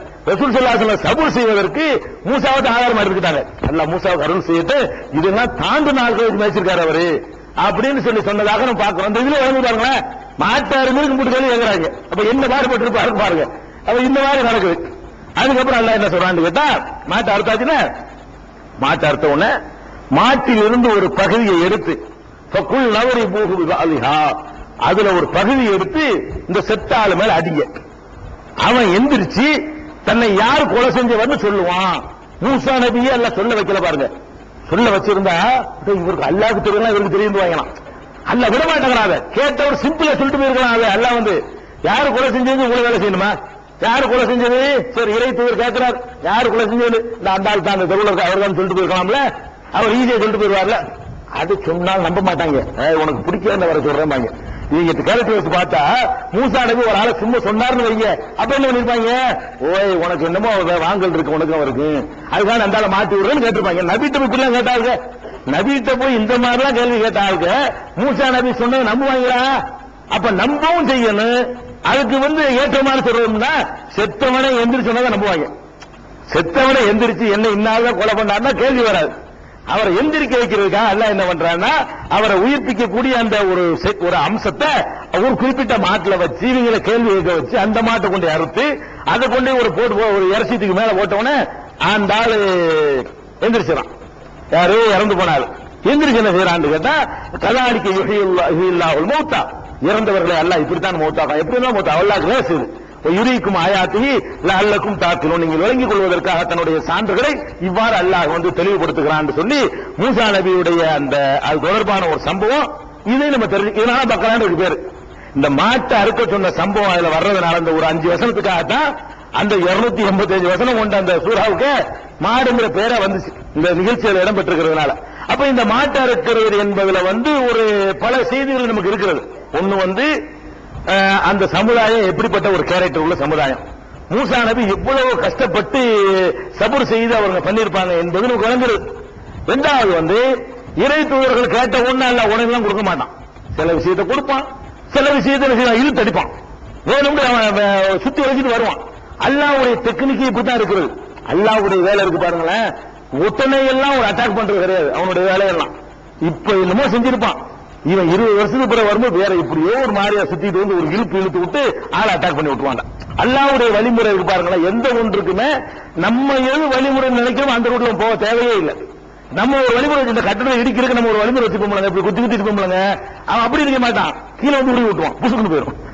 அல்லாஹ் நம்ம இப்படி நினைச்சிட்டு இருப்போம், அல்லாஹ் அப்படி இருக்க மாட்டான், அவன் என்ன செய்வான், கீழே லேசா ஆட்டுவான், நமக்கு ஓடி போயிடும். அவனுடைய டெக்னிக்கே வேற, எல்லாமே தனி ஸ்டைலா இருக்கிறது. அவனுடைய தர்ற முறை, அழிக்கிற முறை, கொடுக்கிற முறை நம்ம இப்படித்தானே கொடுப்போம். அவன் என்ன செய்வான், ஆகுமா உள்ள ஒரு குழந்தை உண்டாகி போயிடும். அவன் கொடுக்கிற டெக்னிக் இருக்கு பாருங்களேன், அது எல்லாமே ஸ்டைல வேற தான் இருக்கிற பார்க்கிறோம். அந்த மாதிரி இருக்கிறதுனால இறந்தவரை உயிர்ப்பிக்கிறது இப்போ ஒரு புது முறை, ஒரு புது மெத்தட். இந்த மாதிரி அல்லாஹ் என்ன செய்யறான், அதை பண்ணி காட்டிருக்கிறான். இதுல உங்களுடைய நீங்கள் சிந்திப்பதற்காக வேண்டி தன்னுடைய சான்றுகளை காட்டணும்னு சொல்றான். அநேகமா இந்த மாதிரி ஒரு மாட்டை அறுத்து அதை ஆய்வு பண்ணி பார்த்தார்களே, ஆனால் அதுல ஏதோ ஒரு மனிதனுக்கு ஏதோ ஒரு விஷயம் இருக்கும், வாய்ப்பு இருக்கிறது. நாளை பின்ன ஆய்வு பண்ணி பார்த்தார்கள். ஏன்னா இந்த சம்பவத்தை சொல்லிவிட்டு இதை சும்மா அல்லாஹ் சொல்லல, இதை ஏன் சொல்றேன்னு கேட்டா அல்லாஹ் சில விஷயங்கள் அப்படி சொல்றான், பின்னாடி கண்டுபிடிக்கிறாங்க. அது கண்டுபிடிச்ச உடனே நீ சொல்றேன்னு சொல்றதுக்காக நான் கண்டுபிடிக்க முந்தி போய் சொல்றேன். கண்டுபிடிக்க முந்தி நம்ம சொல்றோம், யுரீக்கும் ஆயாத்திக்கு தன்னுடைய அத்தாட்சிகளை அல்லாஹ் காட்டுறான், லஅல்லக்கும் தஅக்கிலூன், நீங்க சிந்தித்து விளங்குறதுக்காக நான் காட்டுறேன். அந்த மாட்டை அறுத்து போட்டோம் நான் பேசினாங்கிறேன்ல, அதை கொஞ்சம் டெஸ்ட் பண்ணு, அதை கொஞ்சம் ஆய்வு பண்ணி பாரு, அதுல ஒரு பாயிண்ட் உனக்கு கிடைக்கும்னு சொல்றான். நாளைக்கு கிடைக்கலாம். ஒரு மனுஷனுக்கு இன்னொரு மனுஷனுக்கு ஏத்துறான், ஒரு மிருகத்துடைய இதயத்தை எடுத்து இன்னொரு மனுஷனுக்கு வைக்க முடியுமான்னு இன்னைக்கு ஆராய்ச்சி பண்ணிட்டு இருக்கிறான். இப்படியாக இந்த மாதிரி ஆராய்ச்சிகள்ல இந்த மாட்டுக்கும் மனுஷனுக்கும் மத்தியில உள்ள உறவு என்ன, ஏதாவது வகையில இந்த மாட்டினால் மனுஷனுக்கு ஒரு யூஸ் ஆகுமா, மாட்டை கொண்டு மனிதன் ஹயாத் ஆகலான்னு சொன்னா அப்ப மாட்டுடைய இதயம் கூட மனுஷனுக்கு பொருந்தலாம் என்ற மாதிரி ஒரு ஆய்வுகள் இருக்கலாம். இது ஒரு ஆராய்ச்சி பண்ணி பார்த்தோம்னு சொன்னா என்னமா அது கிடைக்கும். இதுவரைக்கும் இதுக்கு எந்த கண்டுபிடிப்பும் இல்லை. ஆனா இதை சிந்திக்க சொல்றான்ல, இதுல ஒரு விஷயம் இருக்குது, சிந்தித்து பாரு என்று சொல்றான். இன்ஷா அல்லாஹ் இத்தனை விஷயங்கள் பல நூற்றாண்டுகளுக்கு பிறகு சிந்தித்து கண்டுபிடிச்ச மாதிரி இதுலயும் என்னவோ கண்டுபிடிக்கலாம். இது மூசா நபி சம்பவத்தில் தெரிந்து கொள்ள வேண்டிய இன்னொரு மேட்டர். என்னன்னு கேட்டா, இந்த மூசா நபி சமுதாயத்தில் இப்படி எப்படி கேரக்டர் பார்க்குறீங்கள, இவங்களுக்கு நைல் நதி கடலை புலந்து அல்லாஹ் காப்பாற்றும் போது கூட ஒரு கூட்டத்தை வைத்து சண்டைக்கு போறான்னு மாட்டேன்டான். கடலை புலந்து அல்லாஹ் உதவி செய்வான்னு நினைக்கல. கடலை புலந்து நம்மளை காப்பாற்ற அல்லாவுக்கு பிறவுடையத்தை காப்பாற்ற அல்லாவுக்கு அற்ப கூட்டம் ஒரு பெரிய விஷயமா அப்படின்னு களமிறங்க அவங்க தயாரா இல்லை. அப்படியான ஒரு கூட்டம் மேகத்தை அப்படி நிறுத்தி நமக்கு நிழல் தந்த அல்லாவுக்கு ஒரு பெரிய விஷயமா அப்படின்னு அவங்க நினைக்கிறது அவங்க தயாரா இல்லை. அவன் தன்புறத்தில் சிறப்பான ஸ்பெஷல் உணவை தந்திருக்கிறான, அவனுக்கு இந்த எதிரிகள்கிட்ட நமக்கு வெற்றி தர பெரிய விஷயமா அப்படின்னு அவங்க நினைக்கிறதுக்கு தயாரா இல்லை. அதனால இவங்களுக்கு அல்லாஹ் கொடுக்கிற ட்ரீட்மெண்ட் அப்படித்தான் இருக்கு. அல்லாஹ் என்ன செய்யறான்டா, நம்மள்ட்ட அக்ரிமெண்ட் எடுக்கிறான்னு வைங்களேன், அக்ரிமெண்ட் எடுக்கிறான்னு சொன்னா ரசூலுல்லாஹ் மூலமா சொல்லுவாங்க, நம்ம ஏத்துக்கிறோம், இது அக்ரிமெண்ட். இவங்கள்ட்ட அக்ரிமெண்ட் பிறண்டு பேசுவாங்கிறதுக்காக வேண்டி ஒரு கட்டத்துல சூர் மலை இருக்குல்ல, அங்க வர சொல்லி மலையத்துக்கு தலைக்கு மேல நிப்பாட்டி வச்சுக்கிட்டு ஏத்துக்கிற தலையில போடவான்னு கேட்டான்ல. அப்படி இருக்கு இவங்கள்ட்ட அக்ரிமெண்ட் எடுக்கிறதுக்கா, இவங்க கேரக்டருக்கு தேவை இருக்கு. இவங்களுடைய இந்த கேரக்டர் வச்சு பாத்தீங்கன்னா இந்த மாதிரி ஒத்துக்குவாங்க, இல்ல அங்கேயே கிளாஸுகள் கேட்பாங்க. அதெல்லாம் சொல்லி காட்டுறான் குரான்ல, ஒயில் அகதனா மீசாக்கும், உங்களிடத்தில் உடன்படிக்கை எடுத்து நினைத்து பாருங்கள். இஸ்ரவேல் மக்களை அழைத்து எல்லாம் சொல்றான், வரஃபனா ஃபௌகக்கும் தூர், தூர் மலையை, தூர் சீனா மலையை உங்களுக்கு மேலே நாம் உயர்த்தினோம். குருவமா ஆத்தையினாக்கும் பிகுவா, நாம் உங்களுக்கு வழங்கியதை பலமாக பிடித்துக் கொள்ளுங்கள், வேதத்தை பலமாக பிடித்துக் கொள்ளுங்கள். ஒரு குரு மாஃபீகி, இது உள்ளதை சிந்தித்து பாருங்கள், லஅல்லக்கும் தத்தகூன், நீங்கள் இறைச்சம் உடையவர்கள் ஆவீர்கள். எதுக்கு அக்ரிமெண்ட் எடுக்கிறான்னு கேட்டா, அந்த வேதத்தை மூசா நபி கொடுத்து அதை ஏத்துக்கணுமா இல்ல, அவங்க ஏத்துக்கிற வைக்கிறது அந்த மாதிரி கொடுத்திருக்கிறேன், இதை ஏத்துக்கிறியா போடவா தலையில என்று அல்லாஹ் கேட்டான் அப்படின்னு சொல்லி சூரத்துல் பக்கராவுல 2வது அத்தியாயத்துல 63வது வசனத்துல இருக்கிறது. அதுலயே அதே சூறாவிலேயே 93லையும் 263 இருக்கிற மாதிரி 293 இருக்கிறது. இது அகதனா மீசாக்கும் ரஃபானா ஃபௌகக்கும் தூர், உங்களுக்கு மேல நாம் தூர் மலையை உயர்த்தி உடன்படிக்கை எடுத்தோம். குழுமாத்தைனாக்கும் குவத்தி முஸ்மாவு, நீங்க நாம் தந்ததை பலமாக பிரித்துக் கொள்ளுங்கள், கட்டளைக்கு கட்டுப்படுங்கள் என்று நாம் சொன்னோம். காலு சமேனா வாசைனா, இப்படி கேட்கும்போது என்ன பண்ணாங்க, இதுவே கூட நீங்க நினைக்கிறீங்க, இதுவே உங்களுக்கு பத்தாது. ஏன்னு கேட்டா சமேனா அசைனாங்கிறாங்க, செவியிட்டோம் மாறு செய்தோங்கிறாங்க. அசைனான்னு சொன்னா மாறு செய்தோம் அர்த்தம், அத்தகனான்னு சொன்னா கட்டுப்பட்டோம் அர்த்தம். இந்த அத்தகனா அசைனா, அந்த அத்தகனான்னு சொல்ற மாதிரி அசைனான்றாங்க அந்த கருத்துப்பட. அப்ப சமேனா அசைனாண்டாங்க, காதுதான் கட்டுப்பட மாட்டோம், நீருவோன்ட்டாங்க. அப்ப உஸ்ரிபு ஃபீ கூலிபிஹிம் அல்-இஜ்ல பிகுஃப்ரிஹிம், காளமாட்டு பக்தி அவர்கள் உள்ளங்களிலே ஊட்டப்பட்டு விட்டது. அதான் அப்படி பேச வைக்கிறவங்கள ஒரு திமிரா பேசுறாங்க என்று அல்லாஹ் சொல்லி காட்டுறான். அப்ப இது 293 இருக்குது. அதே மாதிரி 454லையும் வரஃபனா ஃபௌகக்கும் தூர பிமீசாக்கிஹிம், உடன்படிக்கை எடுப்பதற்காக வேண்டி அவர்களுக்கு மேல தூர் மலையை நாம் என்ன செஞ்சோம், உயர்த்தினோம் என்று அல்லாஹ் சொல்லி காட்டுறான். இந்த 3 வசனத்துல 263, 293, 454 இதெல்லாம் தூர்மலை உயர்த்தணும்னு வருதுல. சில ஆட்கள் பெரிய மாடனா சிந்திக்கிறோங்கிற பேர்ல தூர்மலை உயர்த்தணுங்கிறது அப்படி அர்த்தம் இல்ல. அது என்ன மேடான இடத்துல அவர்களை வச்சோன்னு அர்த்தம். வியாக்கியம் பாய்க்கு வந்த மாதிரி தூர்மலையை உயர்த்தணும்னா தூர்மலை உயர்த்தணும்னு போயிட வேண்டியதான். உயர் நினைக்கிறதுனா நமக்கு தூர்மலை உயர்த்த முடியுமா, உங்களுக்கு வச முடியுமா? ஒரு ஒரு மலை தூக்கிட்டு வந்துருவீங்களா? முடியாது. நமக்கு முடியாது, அல்லாஹ்வுக்கு முடியும்னு நினைக்கிறாங்க. அவங்க பார்வை எப்படி போகுதுன்னா, அல்லாஹ் இன்னைக்கு பூமியை ஒரு உயர்த்தணும் வச்சுட்டு இருக்கிறான், இந்த பூமிக்கு என்ன தூண் அனுப்பி இருக்கிறான். இந்த பூமி இன்னைக்கு அந்த இடத்துல நிக்கணும், அந்த இடத்துல நிக்க பூமிக்கு ஏதாவது தூண் இருக்குதா? அதுக்கு ஏதாவது கீழே அஸ்திவாரம் போட்டு வச்சுக்கிறான். இந்த பூமி மலைங்கிறது ஒரு கடுகு அளவுக்கு உள்ளது. பூமி என்பது இந்த மொத்த பில்டிங் அளவுக்கு உள்ளது. கம்பேர் பண்ணி பார்த்தீங்கன்னா இந்த மொத்த பில்டிங்ல ஒரு கடுகு என்ன அளவோ அதுதான் ஒரு மலை. பூமிக்கும் மலையும் கம்பேர் பண்ணி இந்த பில்டிங்கையும் ஒரு கடுகையும் கம்பேர் பண்ணீங்கன்னா சமமா இருக்கும். அப்ப நம்ம ஒரு கடுகையும் இந்த பில்டிங்கை வச்சிருந்த பில்டிங்கை தூக்கி நிப்பாட்டவன கடுகை தூக்க முடியுமா என்ன சொல்லுவீங்க? இந்த பில்டிங்கை தோல்ல ஒருத்தன் தூக்கிட்டாண்டவன பில்டிங் தூக்கம் கடுகை எப்படி தூக்க முடியுமா? அவன் அல்லாண்ட யாருன்னு விளங்காதவன் கேட்கிற கேள்வி. அல்லாங்கிறவன் இந்த மலையை தூக்குறது அற்பம். இந்த சூரியனை விட 10,000 மடங்கு பெருசா இருக்கக்கூடிய சந்திரனை நிறுத்தி வச்சிருக்கான். அதுக்கு எந்த தூணும் இல்ல, அதுக்கு எந்த பிடிமானமும் இல்ல. அந்த இடத்துல நிறுத்தி வச்சுக்கிறான். சூரியன் அந்த இடத்துல, சந்திரன் அந்த இடத்துல, அனைத்து கோள்களும் அந்த இடத்துல, எல்லா கேலக்சிகள்ல உள்ள கோள்களுமே அந்த இடத்துல நிற்குது. எதுக்குமே பிடிமானம் கிடையாது. அல்ல அப்படித்தான் நம்பி கைரி அமதின் தரவுனகா, நீங்கள் பார்க்கின்ற எந்த தூணும் அது கிடையாது. ஆனா தூண் ஒண்ணு இருக்குது. நீங்க பார்க்கிற தூணும் எதுவும் இல்லாம இந்த வானங்களை எல்லாம் படைச்சிருக்கணும்னு சொல்லி காட்டுறான். அதனால இன்னைக்கு மழை அப்படி அந்த இடத்துல நிக்கிற ஆச்சரியமே இல்ல. மொத்த பூமி அந்த இடத்துல நிக்குது. மொத்த பூமிய இப்படித்தான் நிக்குது. அல்ல அங்கேயும் பார்த்தான்னு சொன்னா அவன் பார்வை என்ன அந்த இடத்துல நிக்குது. மொத்த பூமியை பிடிச்சி அந்த இடத்துல நிப்பாட்டி வச்சுக்கிற ரப்புல் ஆலமீனுக்கு அதுல ஒரு அற்பத்திலும் அற்பமா இருக்கிற ஒரு பொருளை தூக்குறது பெரிய விஷயம் இல்ல. நமக்கு தான் மழை இப்படி தூக்க முடியும். நீ ஓனல் எப்ப பாக்குற, நீ அல்லாஹ் அப்படி சொல்றான். அல்லாஹ்வுக்கு ரொம்ப எளிது. அல்லாஹ்ண்டா யார் என்று விளங்காதவர்கள், இறை நம்பிக்கை பத்தாதவர்களும், இறைவன் என்றால் யார், அவனுடைய ஆற்றல் என்னங்கிற நம்பிக்கை இல்லாதவர்கள் அப்படி இதெல்லாம் முடியாத இறைவன் நமக்கு தேவையா நான் கேட்கிறேன். நான் கேட்கிறேன் தெரியுமா, இவர்கள் இறைவன் இப்படி கொச்சப்படுத்தி அவனை பலவீனப்படுத்திய அல்லாஹ்வோட மக்கள் பிரார்த்திக்கக்கூடிய கூட்டத்தை குறைத்துக் கொண்டிருக்கிற பகத்திரிங்கிற பேர் நம்மள உள்ள அறிவுபூர்வமா நாங்க பேசணும் ஏற்றுக்கொண்டு. அல்லாஹ்க்கு இந்த மலையை தூக்க ஏழாத்தையும் நான் சொல்லுவேன், அந்த அல்லாஹ் எனக்கு தேவையில்லை.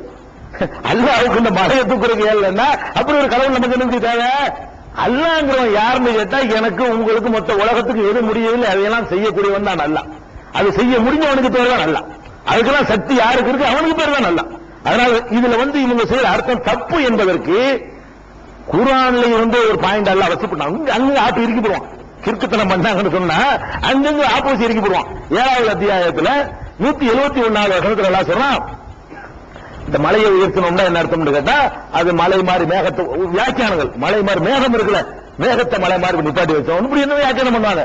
அல்லாஹ் சொல்றான் 771ல இது நத்தக்கமல் ஜபல ஃபௌகஹும், அவர்களுக்கு மேல மலையை பிடுங்கி உயர்த்தணும்.